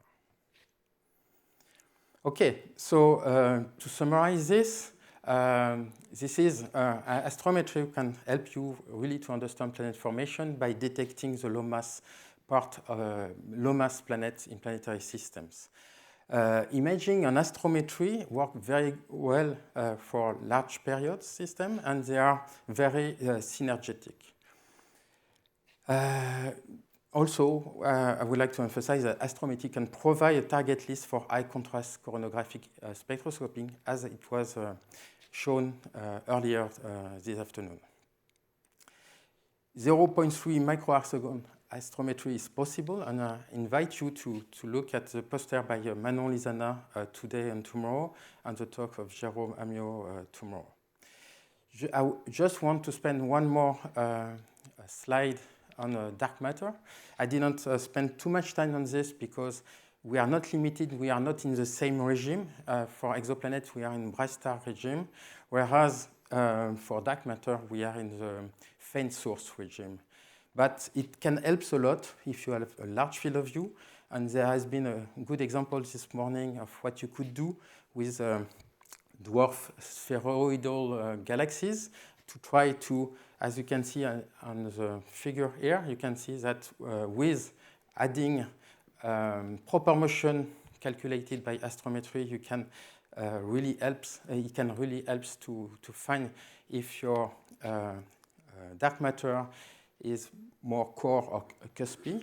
You can look at kinematic disturbance of stars in the vicinity of the galaxy plane, and you can also probably measure the direction of the proper motion and see if the dark matter halo is oblate or prolate.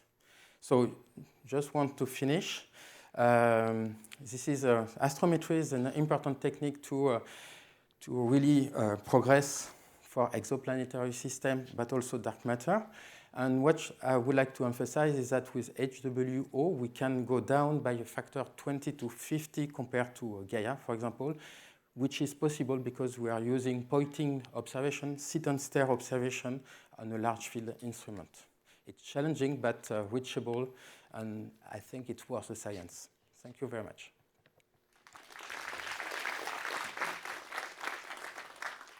We do have time for probably one question, if anyone has a question for Fabian. No hands go up. I'll ask a quick question, which is, do you have a sense, if you deliver 0.3 microarc second precision on the astrometry for the exo-Earths, do you have a sense of how that translates into error bars and how the inference for the mass? Would we know the mass to 50%, 10%? For the mass determination? Mm-hmm. No, I don't have the number in.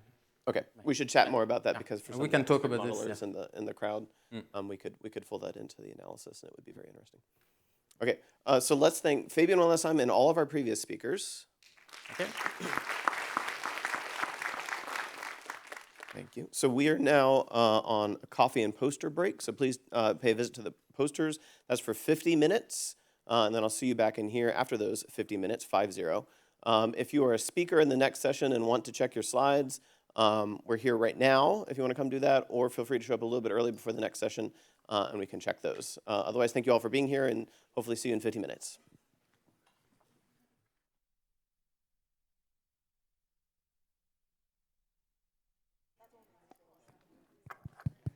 Okay, I'm back.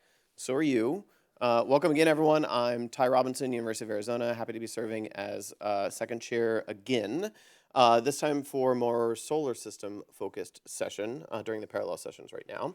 And so our first presentation is going to come from Noam Eisenberg from Johns Hopkins and APL. Take it away. All right, thanks everybody. Thanks for coming to the afternoon session. I'm going to, kicking off this last session, we're talking about, observing solar system objects and the rationale for those things with HWO. And I'm going to start with sort of the part of the possibly one of the most extreme solar system cases we have within the solar system. And this is kind of the overall premise I'm starting with. Observing Venus with the Habitable Worlds Observatory will pose a dynamic range and other challenges to some significant number of a mission like HWO's technical parameters, and also posit that the science rewards for HWO specific goals of such observations are compelling. And so what do I mean by this kind of challenge? We've been talking about observing exoplanets around other stars, suppressing starlight, getting this sort of 10 to the 10 difference in dynamic range, which analogize, maybe we're thinking about going to a nice big pastoral symphony and trying to listen to the fourth or fifth violin chair, right? I want to take you to a Who concert, and I want you to be able to discern every instrument and every lyric from that massive noise. And why? I mean, observe Venus, which is going to be pretty hard to do, but we should totally do it. And there's a number of reasons why. Venus is an analog in many ways to warm, and this is the relative definition of what warm means, terrestrial exoplanets, right? Venus's surface is 465 degrees Celsius, which isn't that hot compared to some hot Jupiters, but it is pretty hot compared to habitability terminology for us. It represents a possible once and future Earth-like scenario. There are some conditions on Venus that are analogous to the early Earth. There are some conditions on Venus that are analogous to like a runaway greenhouse effect, which is Earth's destiny when solar luminosity increases. And therefore, observing Venus and Venus-like worlds have serious implications for our understanding of the evolution of planetary habitability. Venus is not, at least as far as we can tell, habitable in any way that's familiar to us, although there are those that would want us to study the middle atmosphere of Venus for exactly that reason. Having the appearance of that, similar to an early planetary evolution and late planetary evolution on a rocky planet with a thick atmosphere, these are things that we will be encountering with HWO. Every Earth-like world that we see is likely to be accompanied by many Venus-like worlds that we also see. And so this is sort of the classic habitability plot with all of these, planets that are inside, these terrestrial-sized planets that are inside the habitability zone. And maybe they didn't start there. Maybe the habitability zone started a little closer to the star, and as the star aged, some of these planets got pushed out. That may be very similar to Venus's story. So the story of planetary habitability, of Earth-like worlds, is also the story of Venus-like worlds. And I want to step back for 1 second to my last point. Venus is also the only planet of its kind, besides the Earth, that we will ever observe directly. with any significant spatial resolution, and that includes being in situ. It's the only planet like this that we can go to and determine exactly how the signal that it generates and broadcasts to the galaxy at large is generated. Can't say and that's what we'll need for studying or for understanding the Venus-like worlds and potentially the Earth-like worlds that we see. So how can we use our Venus to understand exovenuses? We have what we can do when we study our own Venus. We can look at Venus's clouds and their variability, how the atmosphere changes over time. Venus has this superrotation where the entire atmosphere goes around the planet once every 4 days. It has multiple different cloud layers that can be resolved and determined a little bit more by different wavelengths in reflected light. And we can determine through that kind of spectroscopy, we can determine the cloud and atmosphere composition. And we can also determine by direct observation and inference, and also in situ, of course, subcloud influences from the interior, the surface, and the lower atmosphere. We can take that and take observations of other Venus-like worlds and potentially start playing games with how we can understand things. These are some models done by the Observing Exovenus group. Colby Osberg produced these. And looking at sort of this is we're going to look at sort of a couple different ways we can look at exovenuses and see if we have this is in transmission, which we're not going to be doing a lot of with HWO, but if you have a Venus-like world, you get a pretty interesting spectrum where the sulfur gases of the atmosphere and potentially sulfuric acid in the atmosphere really give you diagnostic signals that go through from the ultraviolet in through the visible and the near infrared. Whether you have a sulfuric acid or not changes the slope of the longer range signal. The sulfur dioxide gases have strong influence in the UV. Same is true when we look at simulated reflectance, where sulfur gases again have these UV wavelength absorptions, which are somewhat diagnostic. And again, sulfuric acid also affects things in the visible and longer wavelengths. And even the emission of the planet through Venus's clouds, which we can see and have seen at 1 micron from a number of sources, and even in the long tail of the visible or the very near infrared, you can actually see through those clouds to surface expressions of elevation and potentially even different composition from the surface. So can you observe Venus in the visible UV on the day side and look at the clouds?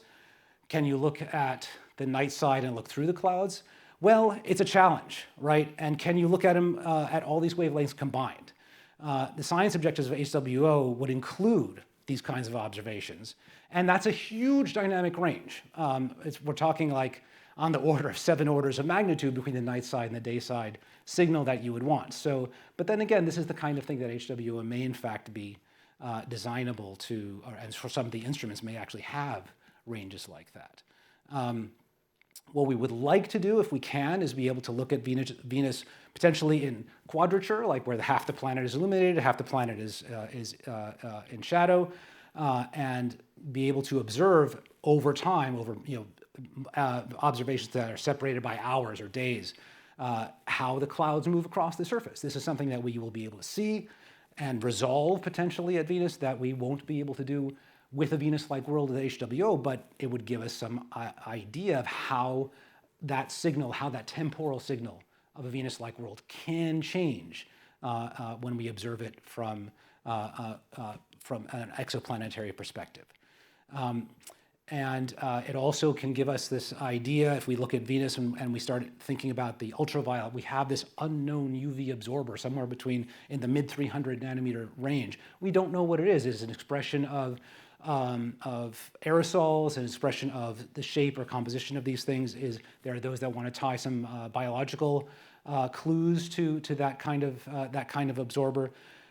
We can observe those and their changes directly with HWO, and with a spectral range like that, and then potentially translate that into what we might be able to see in exovenuses.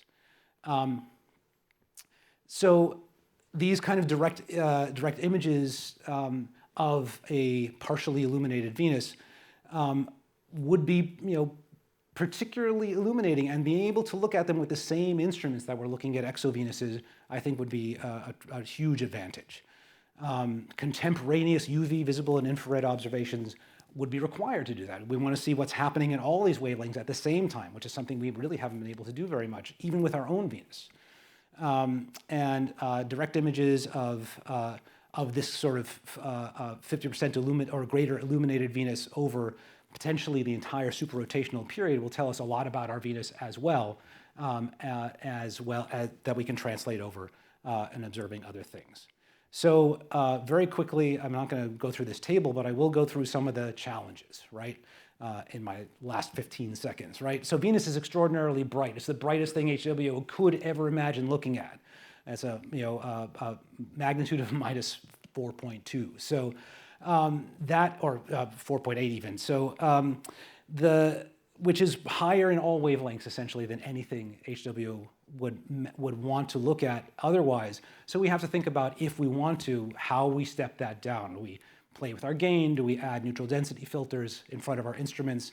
How would we want to do that? The field of regard, Venus is pretty large. It's probably the largest single target we might want to look at. About 40 arc seconds at quadratures, 30 to 40. It's fast, but not necessarily the fastest thing HWO would want to track, but it's among them. And the inner working angle is also probably the closest thing to the sun that HWO could potentially be allowed to see. It may only be a few degrees closer than the current limits, but it is closer than the current limits. So it's something that we have to, think about whether HWO is willing to do that. And with that, we have to worry about, for example, the thermal input of observing Venus to HWO. It potentially is a stressor to the stability of the. It's not. Oh, I have a no from someone who knows. So I'm very happy to hear that. But also, Venus is also very dynamic. Venus changes, as do probably some of the planets that we're going to be looking at, some of the exoplanets. So these are all things that we need to be considering as technical considerations, if not challenges. And I think this is just in my ballpark of where these things begin to be addressed, right? Some of these things may be, some of the spacecraft structure and like the baffling and things like that. And these are all, some of the individual instruments would have some parameters and filtering and all those kinds of other questions. Each step has its own considerations as to whether or not Venus is a challenge that it can surmount or not. And I'm certainly happy to talk more about these things. I'm bringing a perspective of somebody that doesn't usually think about these kinds of observations to the people who do. So if HWO is to observe Venus, the challenge to describe will define some of the design choices, and therefore careful consideration of the risks and unique critical rewards are thus merited. So thank you, and I'll take any questions.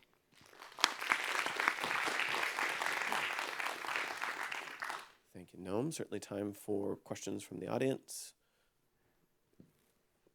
So I have a couple questions for you, Noam. I'll just ask one for now. So could you talk a little bit about how you feel like these observations might fit into the landscape of complementing Da Vinci and Veritas types missions? Sure. Well, let's see. Da Vinci, for example, is going to give us a real snapshot, a real profile of the atmosphere down from like of the deep atmosphere down to the surface, right? Where we don't have accurate measurements of atmospheric constituents or anything like that for like the bottom 75% or so of the Venus atmosphere. So how the interior interacts with the surface, interacts with the lower atmosphere, interacts with the upper atmosphere, and expresses itself at the top of the atmosphere, that is one of those things that Da Vinci and Veritas and Envision, that's what they're designed to do, right? The story of how Venus shouts its presence to the galaxy at large is a story we can unravel with these missions and understand in the proper context with HWO. Whereas all the exovenuses, we can only see what they're shouting from the top, right? So so being able to, and this is true about all of the solar system objects, right? Everything we can see close up, resolve spatially and spectrally, that tells us what is going into that signal that HWO and its brethren can see. So these upcoming Venus missions are entirely complementary to what HWO can do. Chada? Here, here. I just wanted to add that the hard thing about Venus for HWO is the field of regard. Being able to point that close to the sun. That is the challenge, and it is something that we are aware of on the project, and there are a lot of reasons to want a big field of regard besides just Venus, and so certainly we need to be able to point 45 degrees away from the sun to see Venus at quadrature, and that is a number that we are well aware of and are keeping in mind for discussions about the field of regard. Yeah, and just to add a bit to that, the field of regard and field of view are different. No. So Venus is not too big. Right. The pointing closer, we can't point the telescope at the sun. No. So, and pointing. I won't even ask you. Okay. Yes. So to go closer than the closer to get to the sun, the longer the barrel has to be, and that becomes more and more challenging for packaging, engineering, and just getting it into the rocket. Yep. So. Yep. Let's thank Noam one last time. Thank you.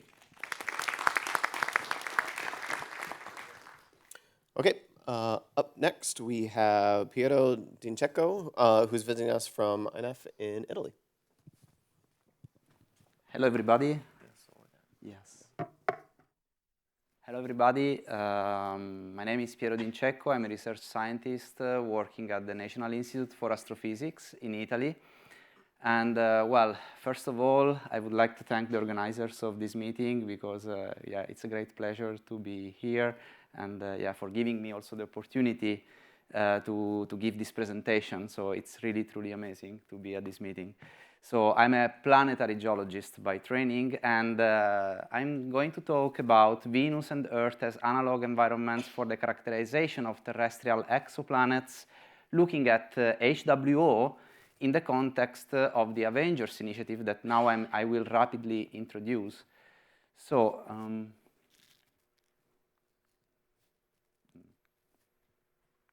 okay. So the Avengers initiative stands for Analogs for Venus Geologically Recent Surfaces.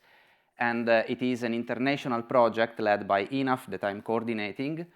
And well, it is also, as you see from the flags of all the countries, so it's a worldwide initiative. And it is focusing right now on two major points. So one is finding basically terrestrial analogs for Venus. So basically selecting and analyzing a number of active terrestrial volcanoes to compare them with Venus. And then the second major focus of the Avengers initiative is that of using Venus and Earth as laboratories for the characterization of terrestrial exoplanets.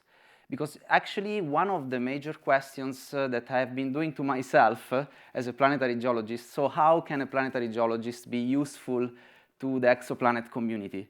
So I thought that one way that planetary geologists can be useful to the exoplanet community is by providing constraints to the characterization of terrestrial exoplanets.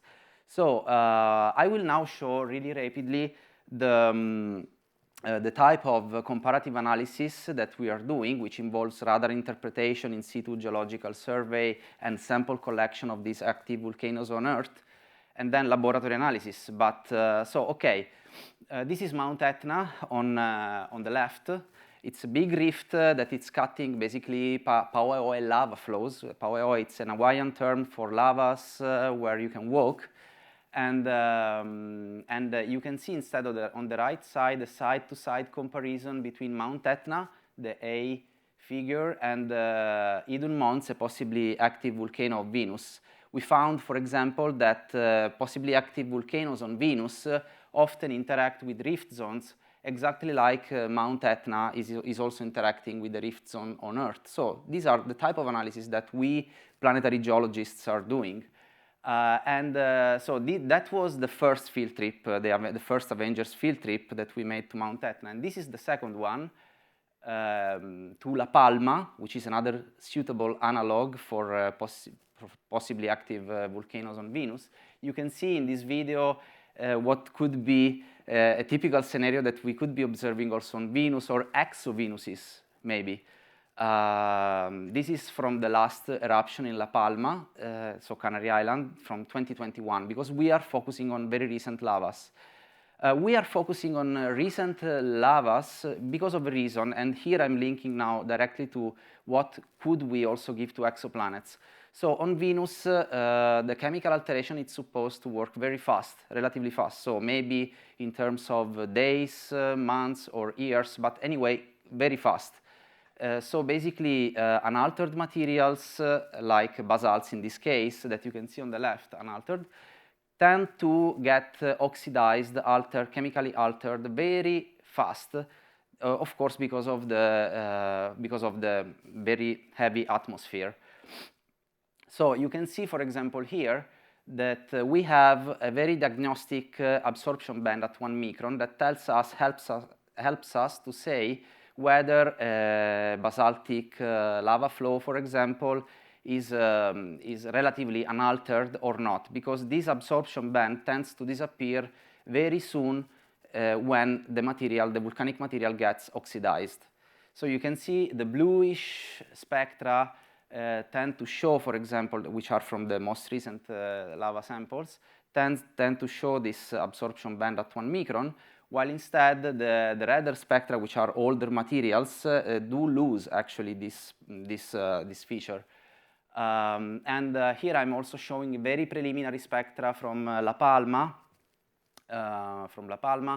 We can see, okay, it's not very well visible. I'm sorry, really, these are really new spectra, so I didn't have even the time to make it in a nicer plot. But anyway, you can see that at 1 micron we still see this small absorption feature, which may be useful also for exovenuses. So this is the point. Okay, so why it is important to study also Venus and Earth as analogs for terrestrial exoplanets? First of all, could Venus be like Earth one day, and could be also considered as an Earth 2.0? Maybe Venus and Earth have shared also a similar past. There are actually 3 different scenarios that may explain actually the geologic past of Venus. In one scenario, Venus may have lost immediately all its water, and in a second scenario, instead, Venus may have kept some water on the surface, maybe even oceans, who knows, for a certain amount of time, and then have lost it with the time. And in a third scenario, we would still have a certain amount of water in the Venus interiors. However, there are, of course, exoplanets that have been discovered, like in the TRAPPIST system, TRAPPIST-1 system, that may be characterized by heavy atmospheres, such as those of Venus, so like CO2, for example. So it is very important to use Venus and Earth as basically as laboratories for characterizing exoplanets, of course, terrestrial exoplanets, because of course this is what we have here. So this is what we can use. And so last but not least, I would also like to highlight the importance of Avengers as a room for discussion and collaboration between the Venus community, which is composed actually by of course, the teams of the selected missions to Venus, all the selected missions to Venus, Da Vinci, Veritas, Envision, Venera-D, the ISRO, also the ISRO Venus Orbiter mission, and also the larger Venus community, characterized, of course, by VEXAG, and I'm proud to be here also as an international steering committee member of the VEXAG, so of the Venus Exploration Analysis Group, and the exoplanet community, which is, of course, composed by the Habitable Worlds Observatory community, and also the community of the Plato, so the Plato team, the aerial, the ESA, Plato and aerial missions, and the Exopag community. So all these communities, all these souls can interact, and I really hope here also to bring this message of, let's say, a major synergy between these communities and these souls within Avengers and in general. Thank you very much.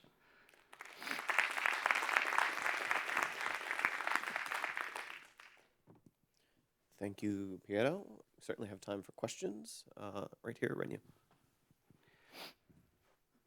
I actually have a Venus question. So I think broadly speaking, there's one interesting thing about this patch of the surface that has low emissivity. So, you know, as an outsider, I read that, you know, it's sort of indicative of potential residual weathering products in the rock and so on and so forth.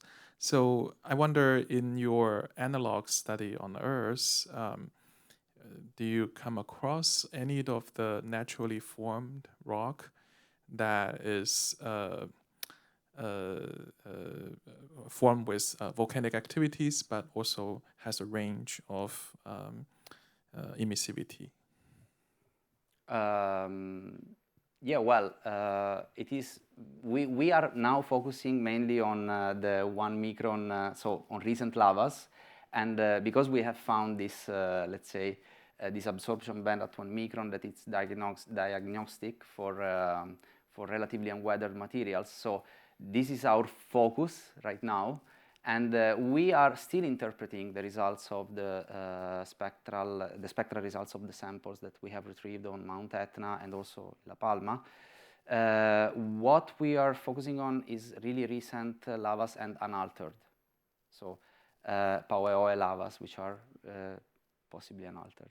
And also we have retrieved some samples, some other scoria samples, for example, so not really fluid lavas, but we are still interpreting those results. I hope I answered the question. Oh yeah, Jada Arney, NASA Goddard. Thanks, Piero. How have you thought at all about how difficult or easy it would be to distinguish mafic versus felsic rocks on an exoplanet? And just for the non-geologists in the room, mafic rocks from volcanic processes. Felsic rocks are typically iron and magnesium poor, and at least on Earth, they form from water rock interactions and continent building processes. So my question for you is, do you think we could distinguish those on an exoplanet? Well, I really hope so, and this is what we are doing now, what we plan to do on Earth, for example. So we want to create a data set of spectra that can help us to recognize what we will be observing if the sensitivity, let's say, of the instruments on the HWO and also the other exoplanet missions will allow that. So hopefully we can be able to detect that. Actually, it would be very cool because it could tell us a lot about the geology of Venus and the exoplanets in general. So yes, definitely, yes. Jada noted that maybe we could use some of those spectra and retrieval models. Other questions? So I have actually two questions, a longer one and a shorter one. So the longer one is, so it seems like the field measurements that you're making right now in the field campaigns are some sampling, and then you're doing reflectance measurements. Are there other measurements that you're making that you didn't get to talk about, or are there other planned measurements? My second faster question is, if anyone in the room wants to be involved in Avengers, is it open, and do they just contact you? Is that the best way to do it? Okay, I fastly answer the second question first. Yes, just contact me, approach me, and I'll be happy to sit with any of you who wants to join Avengers, because it's open, yes. It's really open. And so as for the first question, yes, I didn't talk, of course, because of timing reasons, I didn't talk about the other investigations we are doing, also because they are a little bit more geologically related. But one important analysis that we are doing is also the radar comparison. So the future missions to Venus will also focus on the so-called change detection analysis, so repeated passes over the same area to potentially detect ongoing eruptions. So we are now using similar techniques to interpret basically ongoing eruptions on Earth to see what we could observe on Venus once the missions we will go there, so how to detect, let's say, ongoing eruptions on Venus. So radar analysis is also a very important part of the Avengers initiative, yes. That's great. Let's thank Piero again. Thank you very much.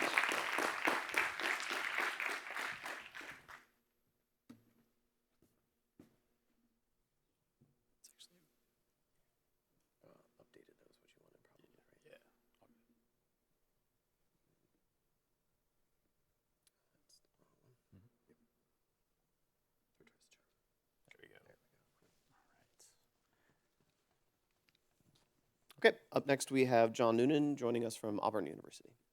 All right, thank you. So I'm excited to talk to everyone today about what habitable worlds can do for small body science, comets, asteroids, and interstellar objects. So small bodies got quite a few relevant questions in the Planetary Science Decadal from 2023 to 2032. And these questions all link back to formation, building blocks of the solar system, how our own world became habitable, how the inner solar system got its water, and also how the giant planet systems and moons formed and how their migration processes affected our solar system. And I want to show to you with this talk that habitable worlds is going to be capable of delivering paradigm-shifting small body science with next generation UV and visible spectral capabilities. So before I can do that, I need to tell you what hypotheses we work with currently. So we have observational constraints. We have the observed architecture of the solar system, here represented by the position of the giant planets here at 4 billion years. Oh. The end point there, we have Jupiter, Saturn, Uranus, and Neptune. And we have to form our solar system architecture from a protoplanetary disk model that then has to get to an n-body code that then has to end up showing what we have in the current day. And we also have chemical observational constraints coming from meteoritics. And the meteoritics model and our chemical constraints there need to agree with our n-body model. And I want to highlight where these things overlap. So at time equals 0, we have the formation of calcium aluminum rich inclusions. Those form very close into the sun and then spread out viscously through the disk. After that, we have infall of material to the disk that creates two distinct reservoirs that are mixed and put together. We have that in red and blue here, red representing non-carbonaceous material, blue representing carbonaceous chondrite material, which are NC and CC in these plots respectively. Ultimately, we have the formation of Jupiter, which prevents thorough mixing of these anymore, and they become chemically and isotopically distinct. Jupiter opens up a gap in the protoplanetary disk. Once there's a gap, the dust cannot move through that gap. You lose your gas drag. It can't fall in anymore. And you have two reservoirs that evolve separately.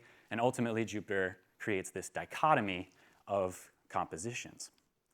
And this works great. And then a little bit of scattering happens from Jupiter that puts some of those CC objects into the NCs. Things look great. However, Hayabusa 2 returned samples from Ryugu and found that Ryugu, which is in the main belt, looks an awful lot like a CI type, which is an outer solar system type of composition. So we now have a trichotomy hypothesis, and we need to distinguish between the two. So characterizing the composition of small bodies and all 4 giant planets is going to be key to understanding giant planet migration and these initial reservoirs and their distributions. So which small bodies am I talking about? I'm talking about asteroids, comets, and centaurs, which are between Jupiter and Saturn. I'm also going to talk about the exospheres of some moons. Next talk is going to be Brian Haller. He's going to focus on the small bodies, the trans-Neptunian objects way out there. And then after that, we've got Richard Cartwright and Linnea Quick talking about icy moons and ocean worlds. So I'm focusing on the smallest ones and the closest ones in this sample. So how do we test these two hypotheses? Well, we have our dichotomy hypothesis, we have our trichotomy hypothesis. Those directly dictate the composition of the observed architecture of small bodies. The Oort cloud, the Kuiper belt, and the Jupiter family comets are all going to be dictated in their composition by which model we pick from. So that gives us a modeling constraint, and it gives us observational constraints, provided we can get high-resolution data on their compositions and on their elemental and volatile abundances. So by doing this, we can then understand how giant planet migration had created the architecture of the solar system and work backwards to the initial volatile abundances, and we can understand water delivery to the Earth, Venus, and Mars in the past as well as the present. However, not all active small bodies in our solar system are from our solar system. We've had interstellar objects in the last decade, which are essentially cheap protoplanetary disk sample return, provided you can get all of your questions answered. Each one of the interstellar objects we have encountered so far has posed questions that we have had a lot of problems to solve because of sensitivity limitations. Oumuamua has non-gravitational acceleration that we could not explain. There was not an observed gas abundance to produce it. Ultimately, the hypothesis now rests on H2 providing this non-grav, but we did not have sensitivity to H2 to prove this correct. Borisov went from a water-dominated coma pre-perihelion to CO-dominated post-perihelion. HST had good detections of the CO, but lost sensitivity rapidly because of the speed of these objects. And 3I Atlas has a dust coma that is pointed directly sunward, and we can't yet tell which gas, even though it's been observable for almost a month. We don't have the sensitivity. And on top of that, we have to track these, and tracking these is difficult. So I will claim the title of fastest moving objects that habitable worlds should go after. ISOs need rapid tracking capability in the order of 150 milliarc seconds per second to minimize the number of outstanding questions that we have on these individual objects. Because our sample size is 3, every one of these measurements matters. So I want to impress upon you now that typical small bodies in the solar system are going to trace origins and processes. Interstellar objects are actually going to chase galactic reservoirs and evolution. How can habitable worlds, what measurements does habitable worlds need to actually make to do this? So there are 4 that I want to pitch to you today that are pretty much any of the instrument specifications we've seen so far. These are right in line with that. The first one, elemental abundance sensitivity. High resolution far ultraviolet spectrograph can do this. We want to establish direct comparisons between cometary comae and exospheres to protoplanetary disk elemental abundances. Right now, we have observations from Rosetta mission to 67P, plotted here and for sulfur over carbon as well as nitrogen over carbon. We've got in the upper left corner there, we have some meteoritic measurements. We have the giant planets and solar abundances on the bottom right. And you can see that the error bars for comets here are relatively large, despite a very large sample size, because we don't have the sensitivity to really nail down these observations. If we want to say where the volatiles in these objects are coming from, we need elemental abundances to help link them back to reservoirs. The next thing I want to highlight is isotope sensitivity to link those reservoirs. Isotopic abundances track temperature in the disk. Comets tend to show a very cold formation temperature relative to the meteorite sample. If we can link comets to a different population distinctively by getting a higher number of high sensitivity measurements of these isotope ratios, we're golden. We want to try and figure out how distinct these reservoirs are, or if there's more of a continuum. The next thing I want to highlight is the ability to link parent and product species simultaneously. This is a huge problem for comet science. Most of the very bright features we see are fragment species, not the parent species.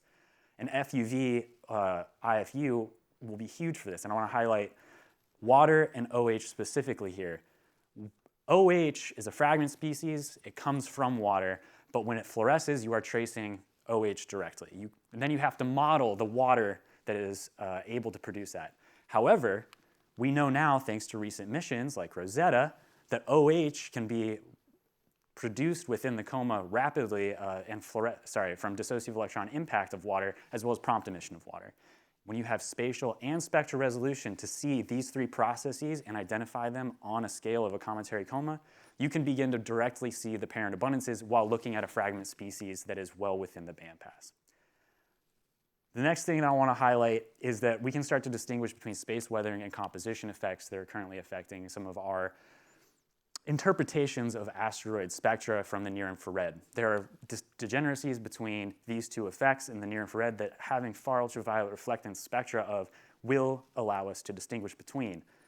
In the far ultraviolet, we are able to actually look at some of these absorption cliffs that happen from carbonization of the surfaces of these asteroids. When you have lots of UV radiation, you produce more complex hydrocarbons.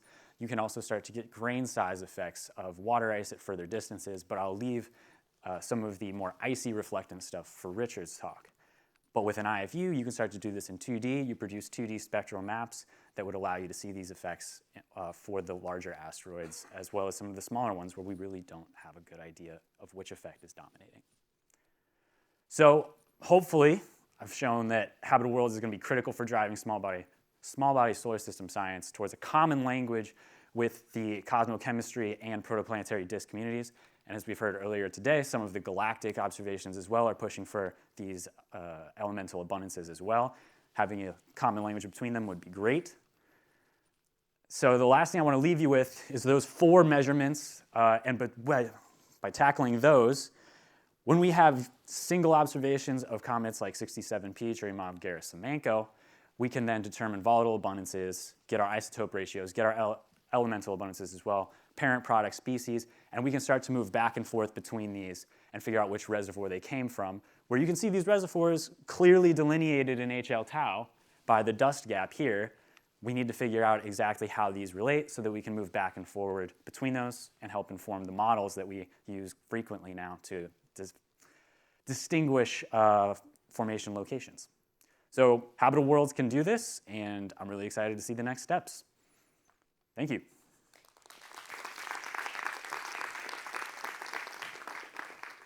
Great, and we certainly have time for questions from the audience. We'll go with Richard and then Josh. Richard Cartwright, APL. Nice talk, John. So you mentioned an IFU with an R of 10,000. No, that would be the high resolution side. The IFU doesn't have to be that high resolution. Okay, what kind of spectral resolution do you want with 1 to 5,000 would be ideal. Well, perfectly fine. Okay, awesome. Yep. That's it. Joshua Pepper from NASA headquarters. Just for those of us who haven't been in the planetary science game for a little while, did your early slide show 5 giant planets in the solar system? Thank you for catching that. Yes. So that paper is an excellent paper. If you've not seen Philippines Grivo's paper, it's the first time that there was a model that started with a fluid dynamic disk and was able to produce the architecture of the solar system all the way through an n-body code that linked up in the middle. And it took 5 planets to do it. One of them does get tossed out in the middle. How big? It was, I believe, slightly smaller than Neptune. But you got to check her paper. It's a fantastic read. I love that figure. Thank you. Other questions? So I appreciate some of the resolving power constraints that you offered and some of the wavelength range constraints. I'm curious what kind of sample sizes you would be talking about here. Like how many objects on the SSB side are you thinking of doing this for? So the bias in the comet observing sample is significant because of the limitations of HST and how proposal success rates have trickled through the years. So comets from IUE onward were always done with proposals where you were looking for the brightest comet or the closest comet. Any survey we could do that is unbiased by brightness in that same manner or by heliocentric distance that could get above a sample size of 75 makes a significant dent in our understanding. And that would be huge for testing hypotheses about not only formation locations with isotopic ratios, but also with how activity occurs at a range of heliocentric distances. So 75 would be ideal. So time for maybe one more question. Do you have a sense of how this complements well kind of like ground-based survey efforts and things that are forthcoming that are going to be maybe detecting a lot of the interstellar objects? Yeah, so Rubin is going to start finding 5-ish of these a year. Let's say 2 to 5. If we don't have the sensitivity to do characterization rapidly, we are quickly going to run out of time to get 5 good compositional spectra on these for every one, and we will just start to lose them. They're not here for more than a few months. 3i is moving 65 kilometers per second relative to the sun. We don't have time to do this with 45 orbits on HST to get the signal beat down. You got to do it with something that's got a bigger sample or a bigger mirror. So, yep. Sure. Quick question from Aki. Aki Weber, Goddard Space Flight Center. So I'm not, okay, the interstellar bodies are super cool. I'm not super up on what we know about them. Yeah. Can we tell where they came? Can we figure out where they came from? Can you point them back to a particular system and then start to understand what's the star, the host star was, or anything like that? So unfortunately, no, you can't point them to a specific system, but you can start to point them to areas of the galaxy. So Oumuamua and Borisov had relatively low velocities compared to the local, or low velocities from what you would expect for our local region of the disk. So 3i is very different because it's a much higher velocity. So they think it's actually much older in terms of when it was ejected from its system. The current thoughts are around 8 billion years based on its speed relative to the system. Happy to talk more about that offline. There's a fascinating set of papers there. But yeah, that's a long story. Let's thank John again.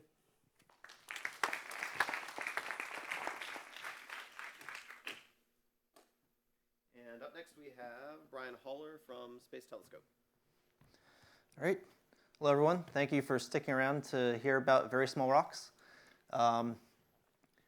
These are very important, very small rocks because they include a lot of volatile ices that could have been delivered to the inner solar system during the era of planetary migration. These objects help provide information on the dynamical and compositional evolution of our own solar system, thus providing context for other planetary systems. So I'm going to provide some background here. What is a trans-Neptunian object, or TNO? They're small objects orbiting beyond Neptune, 30 AU or further as an average distance. I think this is a safe audience to say that Pluto is a trans-Neptunian object. Some places I can't say that. It was the first TNO discovered back in 1930. The second was actually its satellite, discovered in 1978.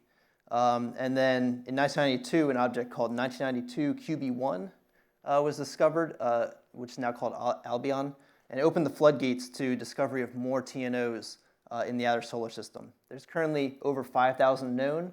Rubin LSST is projected to discover 40,000 over the first few years of the survey. So we're really looking at the beginning of even better statistical information on these objects. As I mentioned, they are rock ice composition and remnants of a primordial belt of material that formed beyond those 5 outer planets.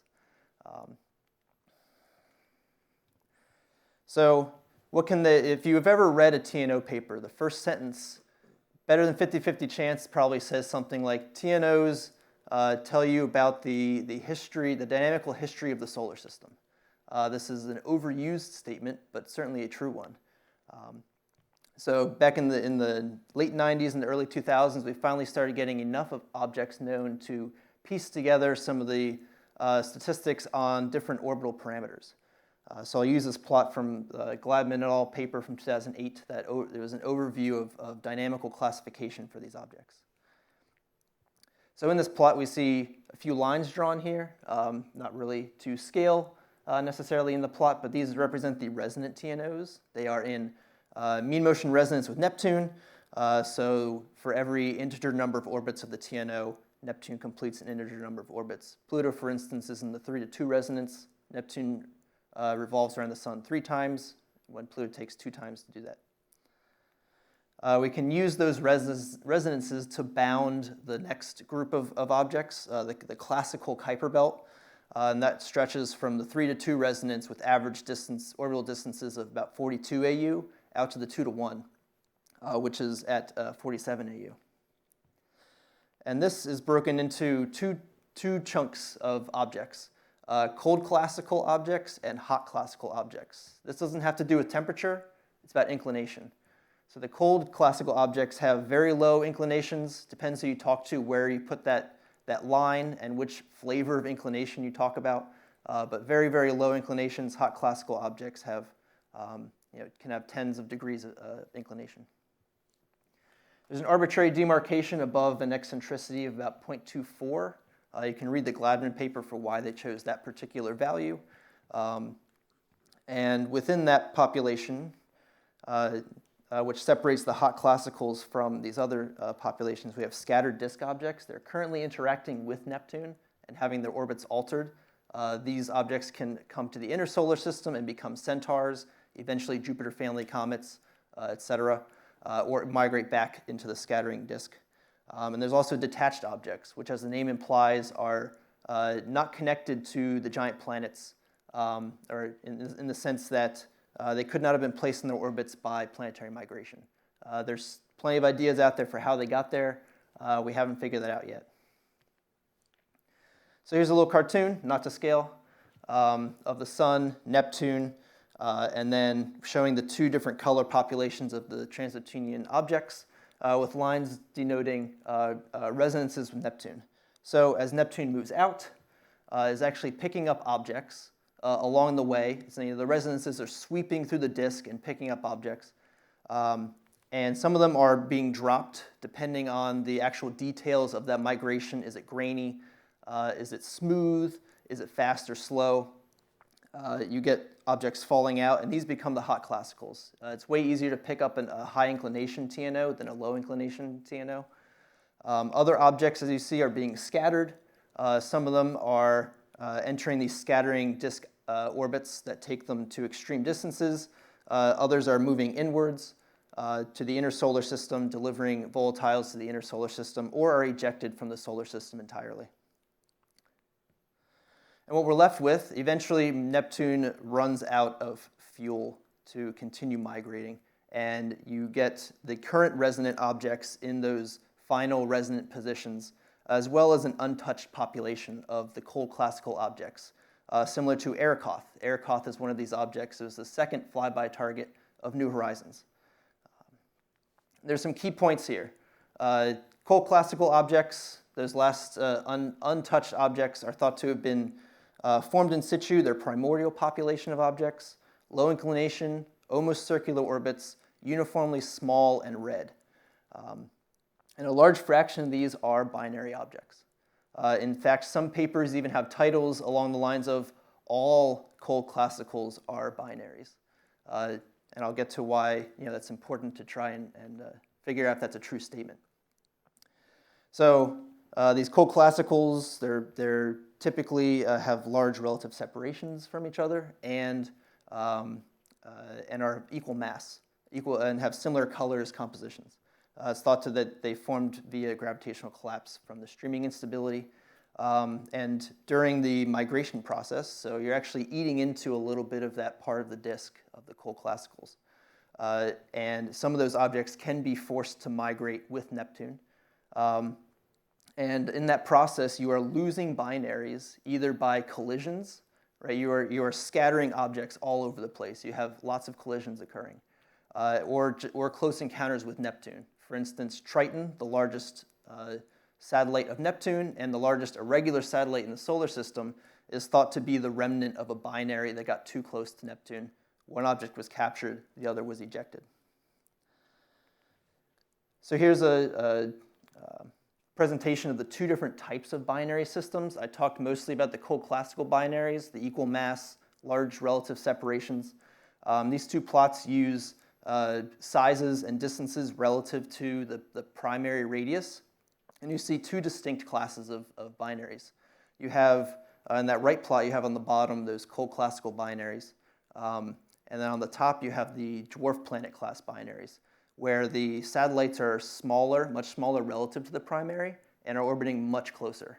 So the idea here is that the dwarf planet class binaries formed by collisions, right? As we have all these objects scattering around, you end up with collisions that form these smaller satellites, whereas the more equal mass binaries are remnants of that original primordial disk, providing information on planetesimal formation in the early days of the solar system.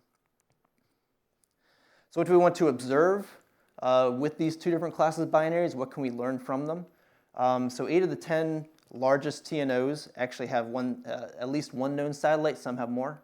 But we can search for more satellites of these largest objects to determine if there is some kind of size cutoff where we no longer see satellites of the largest objects. We also look for additional satellites of known binary systems. Pluto, for instance, has 4 small satellites that formed from a disk from the collision that formed the system. And we can also look for rings. This is a relatively new field that is of interest for possible continued evolution in the system. For the equal mass binaries, we want to get down to smaller separations. We see for Arikoth, for instance, that separation is technically 20 kilometers. It's a contact binary, and the separation between the two is 20 kilometers. So we should expect to see binaries all the way down to the smallest separations. And also look for hierarchical triple systems, 2 objects orbiting close to each other with a satellite orbiting farther out.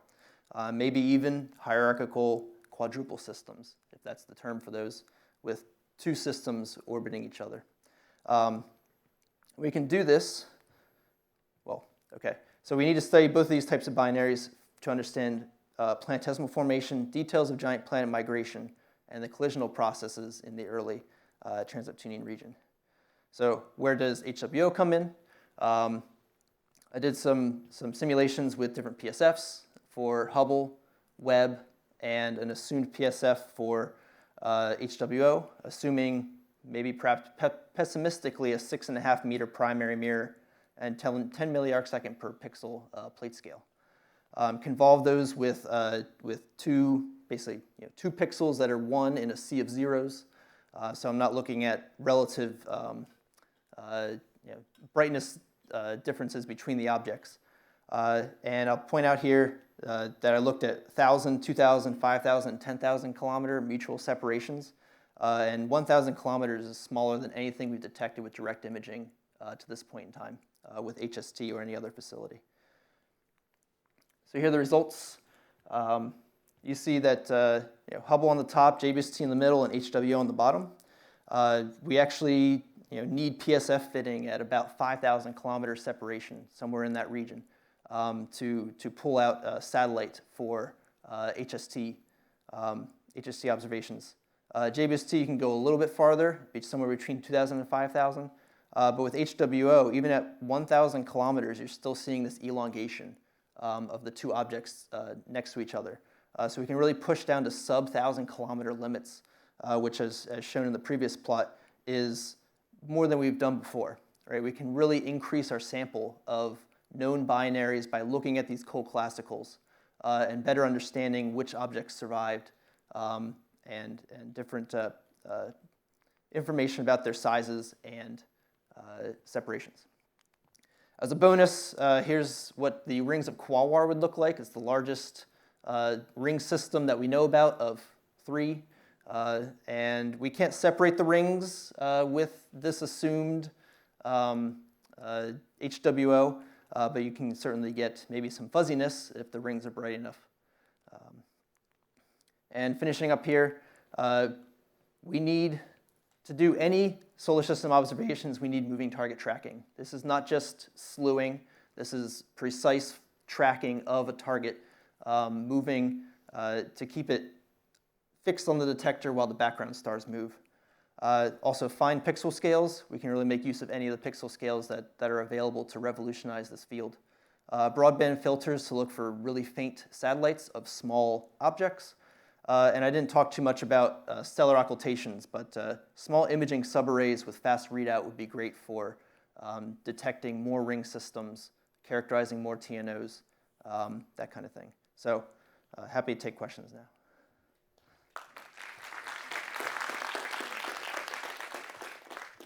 Okay, we have time for a question or maybe 2 for Brian. Oh, in the back. Hi, Brian Starsky, NASA Goddard. When you say fine pixel scale, can you put a number on that? So in the simulations I did, I assumed 10 milliarcseconds per pixel. Okay. which produces the results shown here. But I've also seen other people talk about 5 milliarc seconds. Anything that's being discussed, as I said, would revolutionize our study of TNO binaries. Great. Thank you so much. Time for maybe one more question. So at the beginning of the presentation, Brian, you talked about the large number of TNOs that you're going to get from Vera Rubin.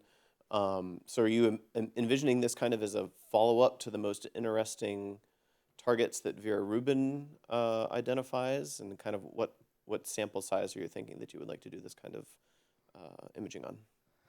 I haven't really thought about the sample size necessarily, but targeting more objects in various different dynamical classes would certainly help build up the statistics on a larger number of objects to place constraints on formation for both of these different classes of binaries.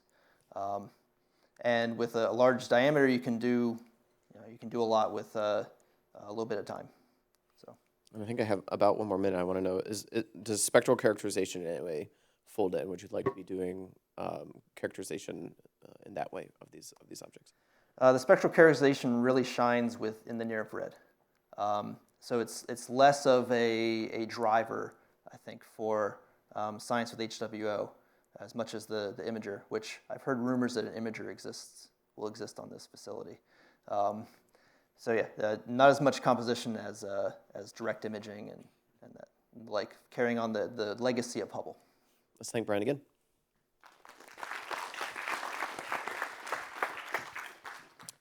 And our second to last talk of this session is Richard Cartwright from Johns Hopkins and the Applied Physics Lab. All right, thank you. Thank you everyone for being here still, way past 5 p.m. on a Wednesday. To reward you, I'm going to give a pretty easy breezy talk. It's going to be a lot of pretty pictures of solar system targets, along with some somewhat rampant speculation about what we could do with an IFS on HWO observing ocean worlds, like Enceladus, shown here, that was seen by Cassini spewing its guts into orbit, and we were lucky enough to actually fly through it and sample the material. And I'll say more about Enceladus in a couple slides. So why do we want to study so-called ocean worlds? In my world, in solar system science, we call them ocean worlds, but for you guys, I know that that might be an odd term since they don't have liquid water actually on their surfaces. But what they do have, along with icy shells, is in some cases confirmed, but in other cases possible, global saline oceans at depth that are sustained from different heating sources, including tidal interactions with neighboring moons, radiogenic decay from radionuclides in their cores, as well as their silicate-rich mantles. And then also really exciting, the thing that I am really passionate about are the volatiles on their surfaces, including salts, organics, and other sorts of ices. This stuff shouldn't be there. It doesn't last for long periods of time, especially in objects like Europa, shown here, that's in the massive Jovian magnetosphere that's totally blasting Europa's surface. I think on Monday we heard that you would get like a Chernobyl level of radiation within a few minutes if you were on the surface of Europa. So this stuff shouldn't be there. And so we know, or we're pretty sure, it's being replenished from the subsurface of Europa as well as other ocean worlds elsewhere in the solar system. And to help drive that home, here's this highly simplified cutaway of Europa's near surface, showing the global ocean at the bottom there. You have heat propagating through the ice shell from the ocean that's able to help sustain melt pockets closer to the surface that then interact with the surrounding space environment, perhaps, we hope, at least speculatively, in dramatic fashion through plume activity, but also it could just be through more passive outgassing of water vapor, CO2, and other volatiles that end up getting expressed at the surface. So what can HWO do for ocean worlds? Of course, this is the next large space telescope after Roman. It's going to be massive. It's going to absolutely kick butt for spatially resolved extended objects, including the ocean worlds. Its payload, nominal payload at this point, is really exciting, and the one that I'm going to focus on is this UV-IFS. I'm including the visible wavelength range. I really want this instrument to cover the visible wavelength range. I understand there's some technical difficulties with doing this whole range in one instrument, but for now, until people tell me it's just not possible, I'm going to keep asking for it. Okay, so this orange text that just showed up almost was the title of this talk. I'm really passionate about integral field spectroscopy. It really is the way to go. I'm going to help drive that home with a couple different images here. This is Europa seen in, by STIFs on Hubble in imaging mode, showing a putative plume detection off its limb. And if you were using a slit, maybe you get lucky. You put it in, you saw it in the slit, and hooray. But what if that plume activity was on the other side of Europa? What if you had two plumes going off at the same time? What if they were happening simultaneously? You can't catch that unless you're using an IFU. You need to be able to put the whole disk in your field and collect lots of yummy spectra all at the same time. Here's another example. This is Ganymede. This is looking at the distribution of CO2 gas across its disk, concentrated across its north pole. And this is with the IFU mode of near spec on JWST. And then sticking with the same instrument but going back to Europa, this is the distribution of solid state CO2 concentrated across its southern hemisphere, in particular in a geologic region called Tara Regio, which we're going to talk more about later on. So now I'm going to step through some examples of charismatic ocean worlds. There's plenty of others, but I'm just going to show some of the highlights, starting with Ceres, which is actually the largest asteroid in the solar system. And it has a silicate-rich surface, but we're pretty sure it's got a large volume of water at depth, probably at this point primarily in the form of ice. It may have had an ocean in the past. It actually probably did. But importantly, in terms of things that we can see at the surface, are these bright crater floor deposits. So the Dawn spacecraft went into orbit around Ceres, so we have some really sweet data. As the mission went on, it got closer and closer, and these these bright deposits are rich in salts, including carbonates, sodium chloride, which does not last even on Ceres' surface for long periods of time, suggesting it's been recently emplaced from its subsurface. We also see a lot of hydrated silicates in these deposits as well. And as I said, Dawn got closer and closer. And of course, we can't see this with HWO, but how am I not going to show this? If I'm going to give a talk which includes Ceres, these deposits are really beautiful and extremely salt-rich. Okay, so I'm going to pop up a red boxed text thing on the next few slides. Basically, it's going to say the same thing in terms of the sorts of things we want to go after. Obviously, a variety of hydrogen and oxygen lines to characterize ongoing eruptive activity, as well as transient release of water vapor from different bodies, as well as selection of interesting metals, obviously including sodium for sure, as it's linked to sodium chloride deposits on both on Ceres as well as on Europa. And then organics also do some interesting things in the far ultraviolet and other parts of the ultraviolet as well, so an IFS would be great for picking those up.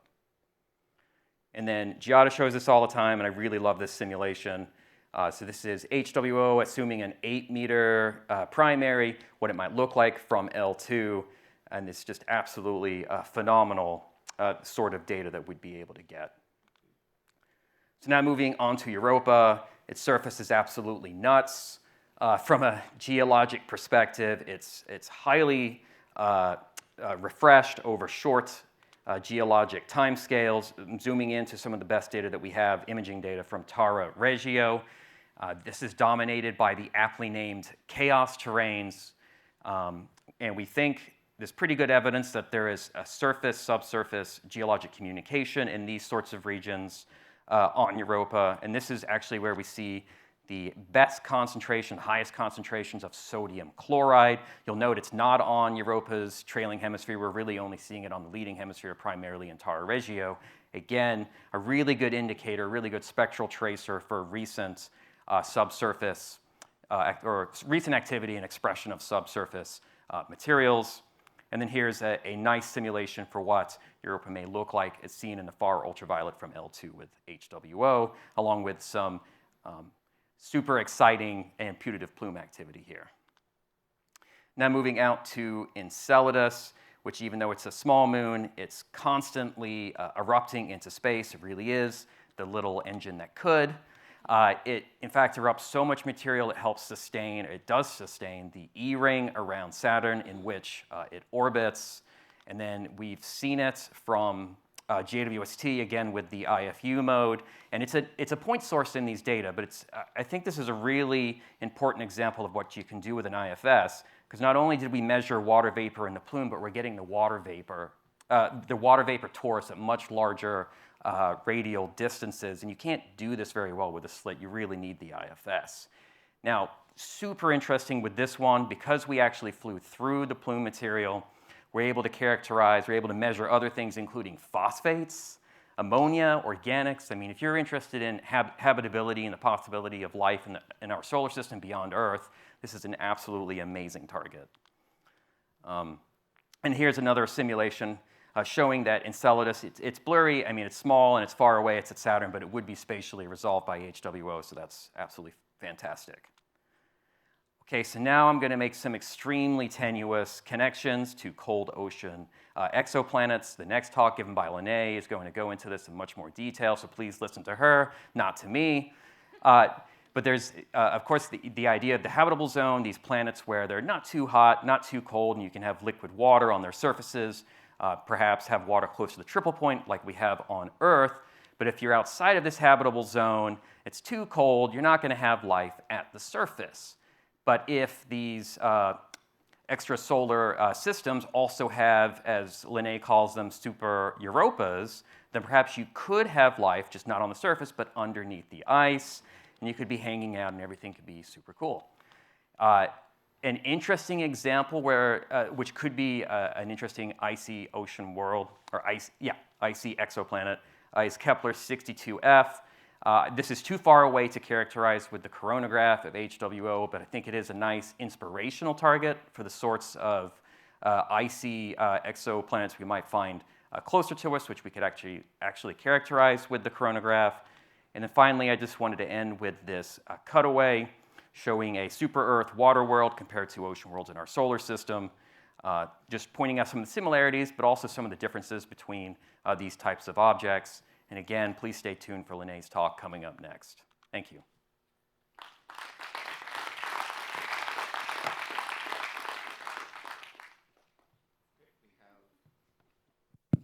We have a few minutes for questions. If there's any questions for Richard.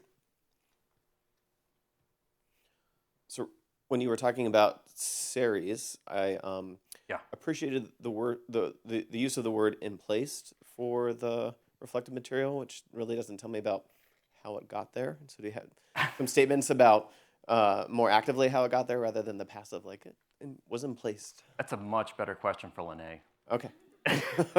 Actually, but I can hang on to it.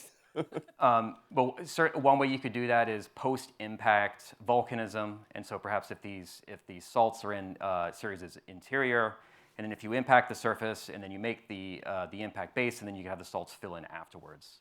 There's also other mechanisms. There's other ways of doing this, and Lene's far more articulate about that than I am. Renew.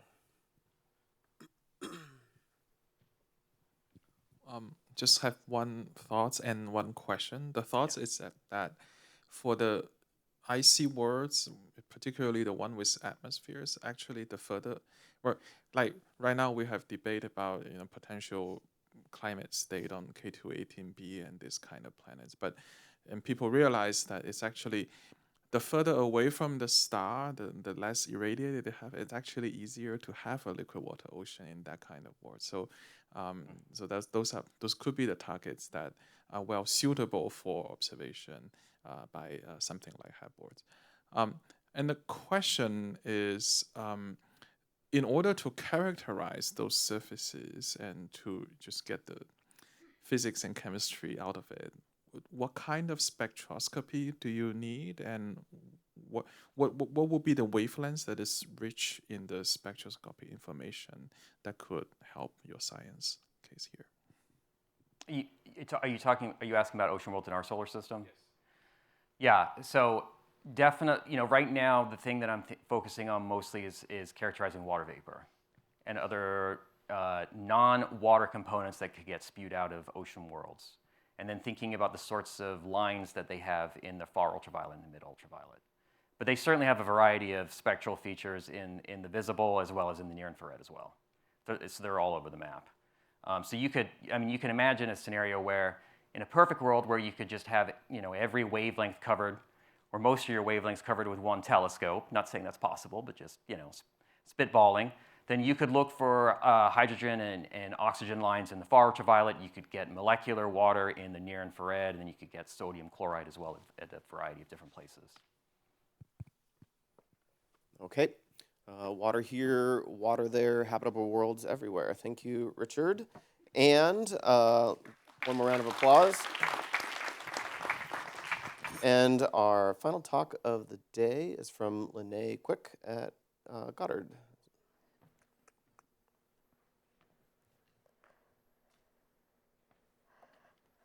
Awesome.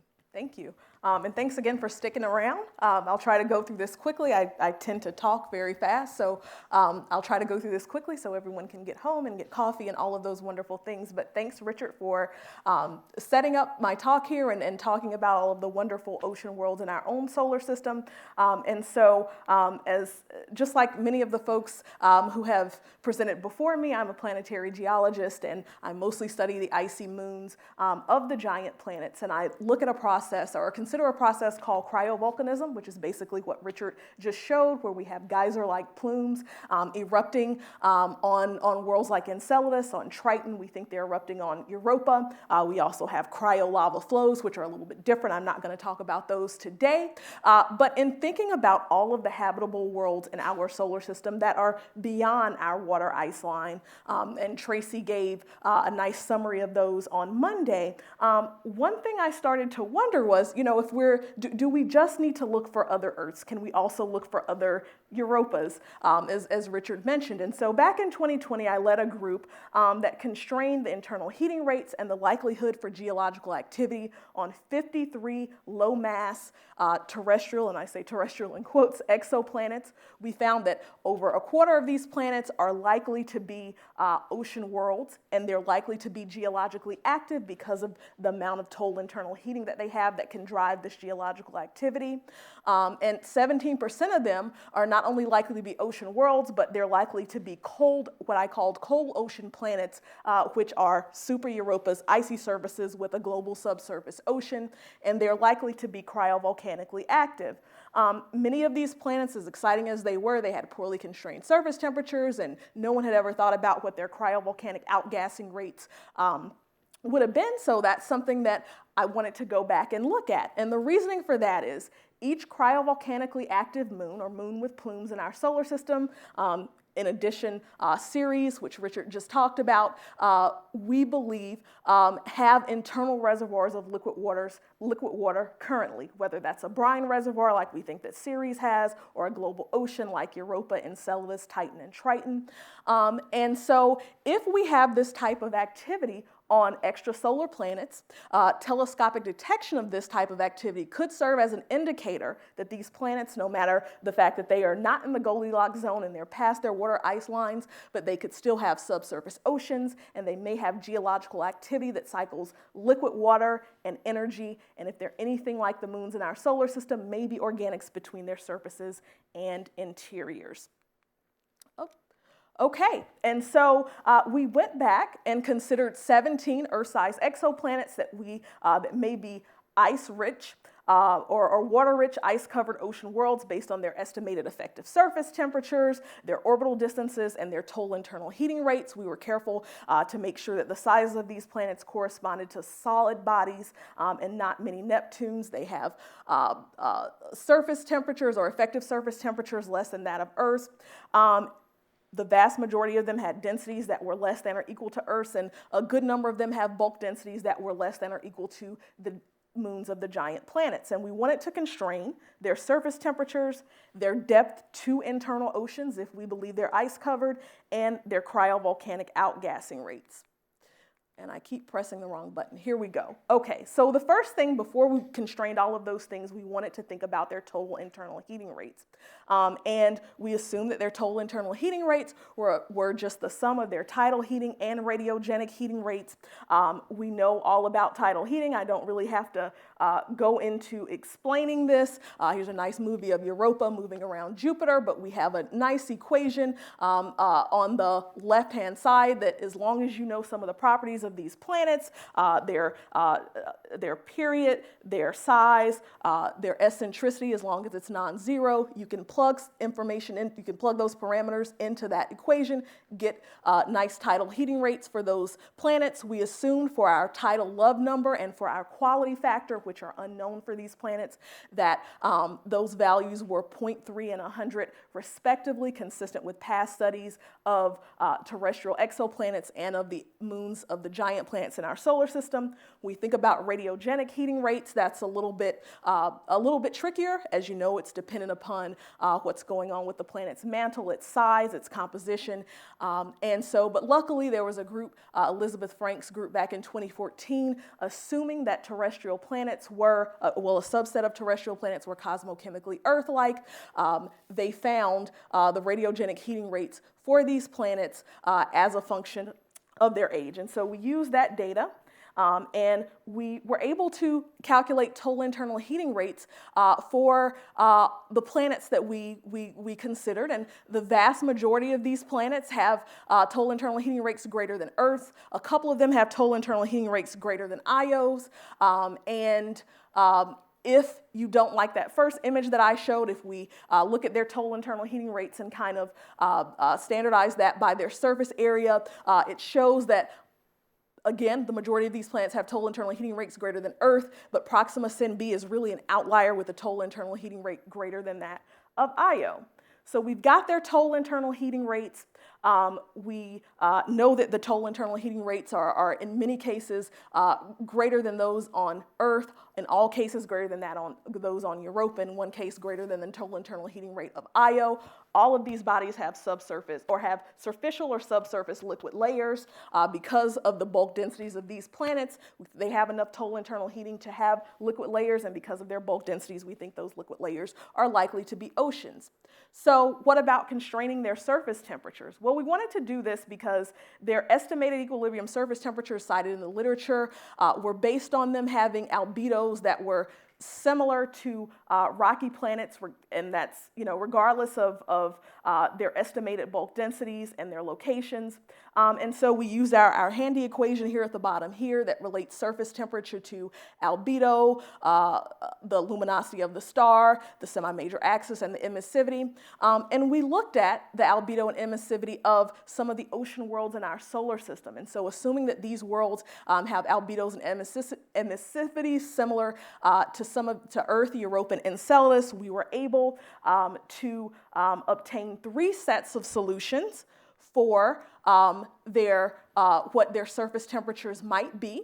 And in the vast majority of the cases, the surface temperatures that we were able to reconstrain were much colder than had been cited in the literature. There are a lot of cases here that I'm just highlighting here, GJ5, 14b, some of the Kepler planets as well. And Europa has an average effective surface temperature of 100 Kelvin. We know Earth has 255 Kelvins. The vast majority of these planets, their surface temperatures lie in between, in many cases closer to the 100 Kelvin surface temperature or lower, so we're confident that they have icy surfaces. So how far beneath the surface do these oceans lie? Well, here's a nice view graph of Europa's internal structure, and we're thinking about these worlds and thinking that, like the icy moons in the solar system, their ice shells may form from the top down. We considered a Stefan-style solidification solution to constrain the depth to their internal oceans or the thickness of their ice shells, whichever way you want to put it. Here's our nice equation here that takes into account total internal heating and thermal properties of these worlds and the sizes of these worlds. Here are the thicknesses of the ice shells or the depths to internal oceans on these worlds, assuming they are ice covered and they have subsurface oceans, compared to the depth to oceans on Earth, which is at the surface, on Enceladus and on Europa. We see for Proxima Centauri b, remember it had a lot of total internal heating. The ice shell is very thick. It's probably, you probably have a really slushy surface there and not even a continuous ice shell. For the outer TRAPPIST planets, you see that the ice shell goes from 3.5 to 16 kilometers thick, and then you don't get ice shells that are similar in thickness to Europa's ice shell or thicker than Europa's ice shell until you get to some of these planets that were detected by microlensing. So we think that these worlds have liquid layers, most likely oceans. Their surface temperature suggests that they have ice shells. What about the geological activity at their surfaces? Well, we wanted to think about cryovolcanic outgassing rates, so we wanted to think about plumes. If they're erupting on these worlds, could a telescope see them? And we assumed, similar to the case of Europa, or what we think is happening on Europa, that the plume eruptions are tidally driven, and we used Europa's cryovolcanic activity as a conservative baseline to constrain cryovolcanic activity rates on these moons. We use Europa and not Enceladus because we believe that the cryovolcanic activity on Europa is sporadic in nature. It's something that Europa Clipper has. We have a whole campaign on Europa Clipper to make sure that we're able to look for and find those plumes if they exist. So this is a nice conservative baseline.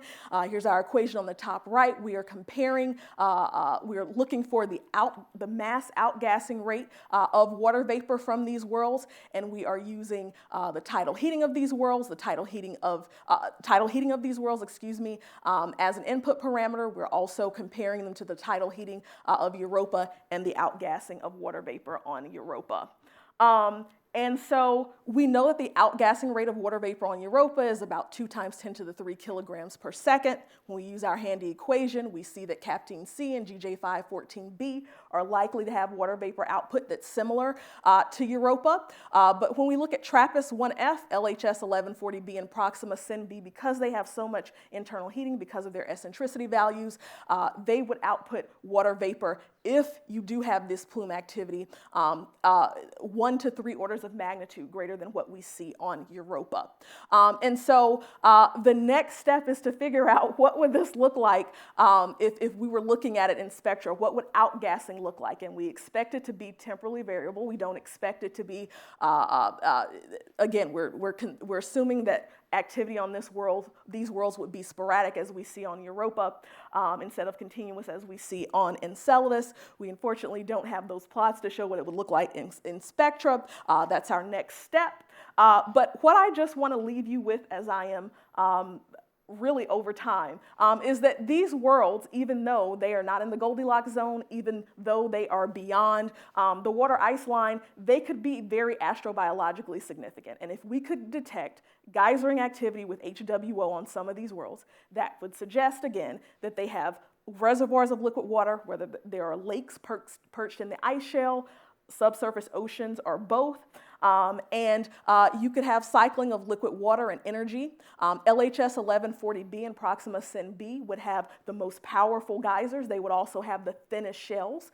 So it would probably be easiest to detect this type of activity there. And because their ice shells are so thin, like Enceladus, they would be, if they have geysering activity, expelling parts of their oceans out into space. So that's really interesting to think about. There are different ways to detect this type of activity. Again, we're assuming that it's going to be time variable. It's very likely to be time variable, so we could look for transmission or eclipse spectroscopy for transiting planets. For directly imaged planets, we could have high contrast reflectance spectra. And there are also indirect detection methods. If Enceladus has a moderately blue continuum and the visible through the near infrared, if we see this with these exoplanets, we know that they may also have been freshly resurfaced. I think back in 2012, I think Renyu had a paper that looked at the geometric albedos, considered the geometric albedos of exoplanets to determine what their surfaces were made of. And if I remember correctly, if we look at the geometric albedos of planets in H and J band and we look at the differences there, that could confirm whether or not they have icy surfaces. So this is just something to think about, and I will stop here. Thank you.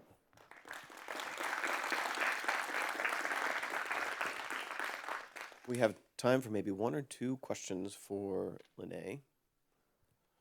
On the very last point about the solid-state ice absorption features, in the near-infrared, does the reflectance spectrum of Europa have any telltale signs of what lies beneath in the icy world nature? I honestly don't know the answer to that. I might phone a friend. Richard, do we think that, is that? Yeah, that would be helpful. So you were asking in the near infrared between 1 and 1.7 microns if there's things we could look for? Yeah, I've wondered about that too. I mean, there's some water ice features. There's actually been a surprisingly limited amount of analysis of those water ice features on any of the Galilean moons. Most of the activity has been at longer wavelengths. Some of that's just because the spacecraft data we have from Galileo are super janky, at all wavelengths. Juno cuts off at 2 microns. And then everything from JWST is blasted with scattered light at shorter wavelengths. So most of what we've focused on is at the longer side, between 2 and 5 microns. So we might get better with the Europa Clipper? Yeah. Maybe. Oh, we're totally gonna get it. Yeah. So Yeah. Clipper launched in October. It'll get there in April 2030, and we'll be able to help answer that question a lot better. Yeah. And salts do have features in those wavelength ranges. I just don't think anyone's looked at it really carefully. Yeah. Sure.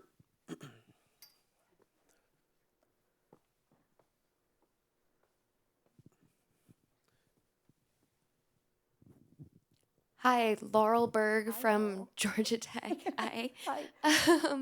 So what Earth-like geochemical process would be most analogous for these plumes? Would it be hydrothermal vents, geysers like at Yellowstone, hot springs? More like the geysers at Yellowstone, if you could think of a geyser that was very icy and slushy instead of steam-like, and it has cold water vapor. And so that would be what was most analogous to what we're thinking about here. However, I will say for cryovolcanism, of course, as you probably know, you don't need heated, you don't need an ice shell that's touching a heated kind of mantle that has magma circulating. You can just have a pocket of water that's pressurized, and that excess pressure causes these eruptions to spew out. So yes, something like that. And I will say for Ceres, can I go back to the Ceres question? So when you were asking about how those salts were in place, as Richard noted, several folks have suggested that you have impact-induced volcanism or cryovolcanism. I don't know if I believe in impact-induced cryovolcanism, but we do know that we have a brine reservoir in Ceres from the solidification of its subsurface ocean. You have a brine reservoir, and you have a very porous surface, and it's not that hard to kind of get this type of geological activity going when you have these subsurface liquid pockets. Thank you, Lene, and thank you for answering questions that I issued forth earlier. Okay, so let's thank Lene and our previous speakers. A couple of things, you can't go yet. So tomorrow morning at 8:30, we're back in here for more plenary presentations and panels, and we also have announcements. Just one very quick announcement. Yes, back here at 8:30. I'm told by the folks at the registration desk that we really don't have a place for people to store luggage here, so please leave them at the hotel if you're leaving tomorrow after the meeting. I know it's kind of a hassle because then you have to go back to the hotel and get it, but we can't have people leaving luggage in the back or anywhere here. There's not really a place here to leave stuff. So please do not bring your luggage here. And that's it. So thank you. Enjoy your evening, and we'll see y'all tomorrow.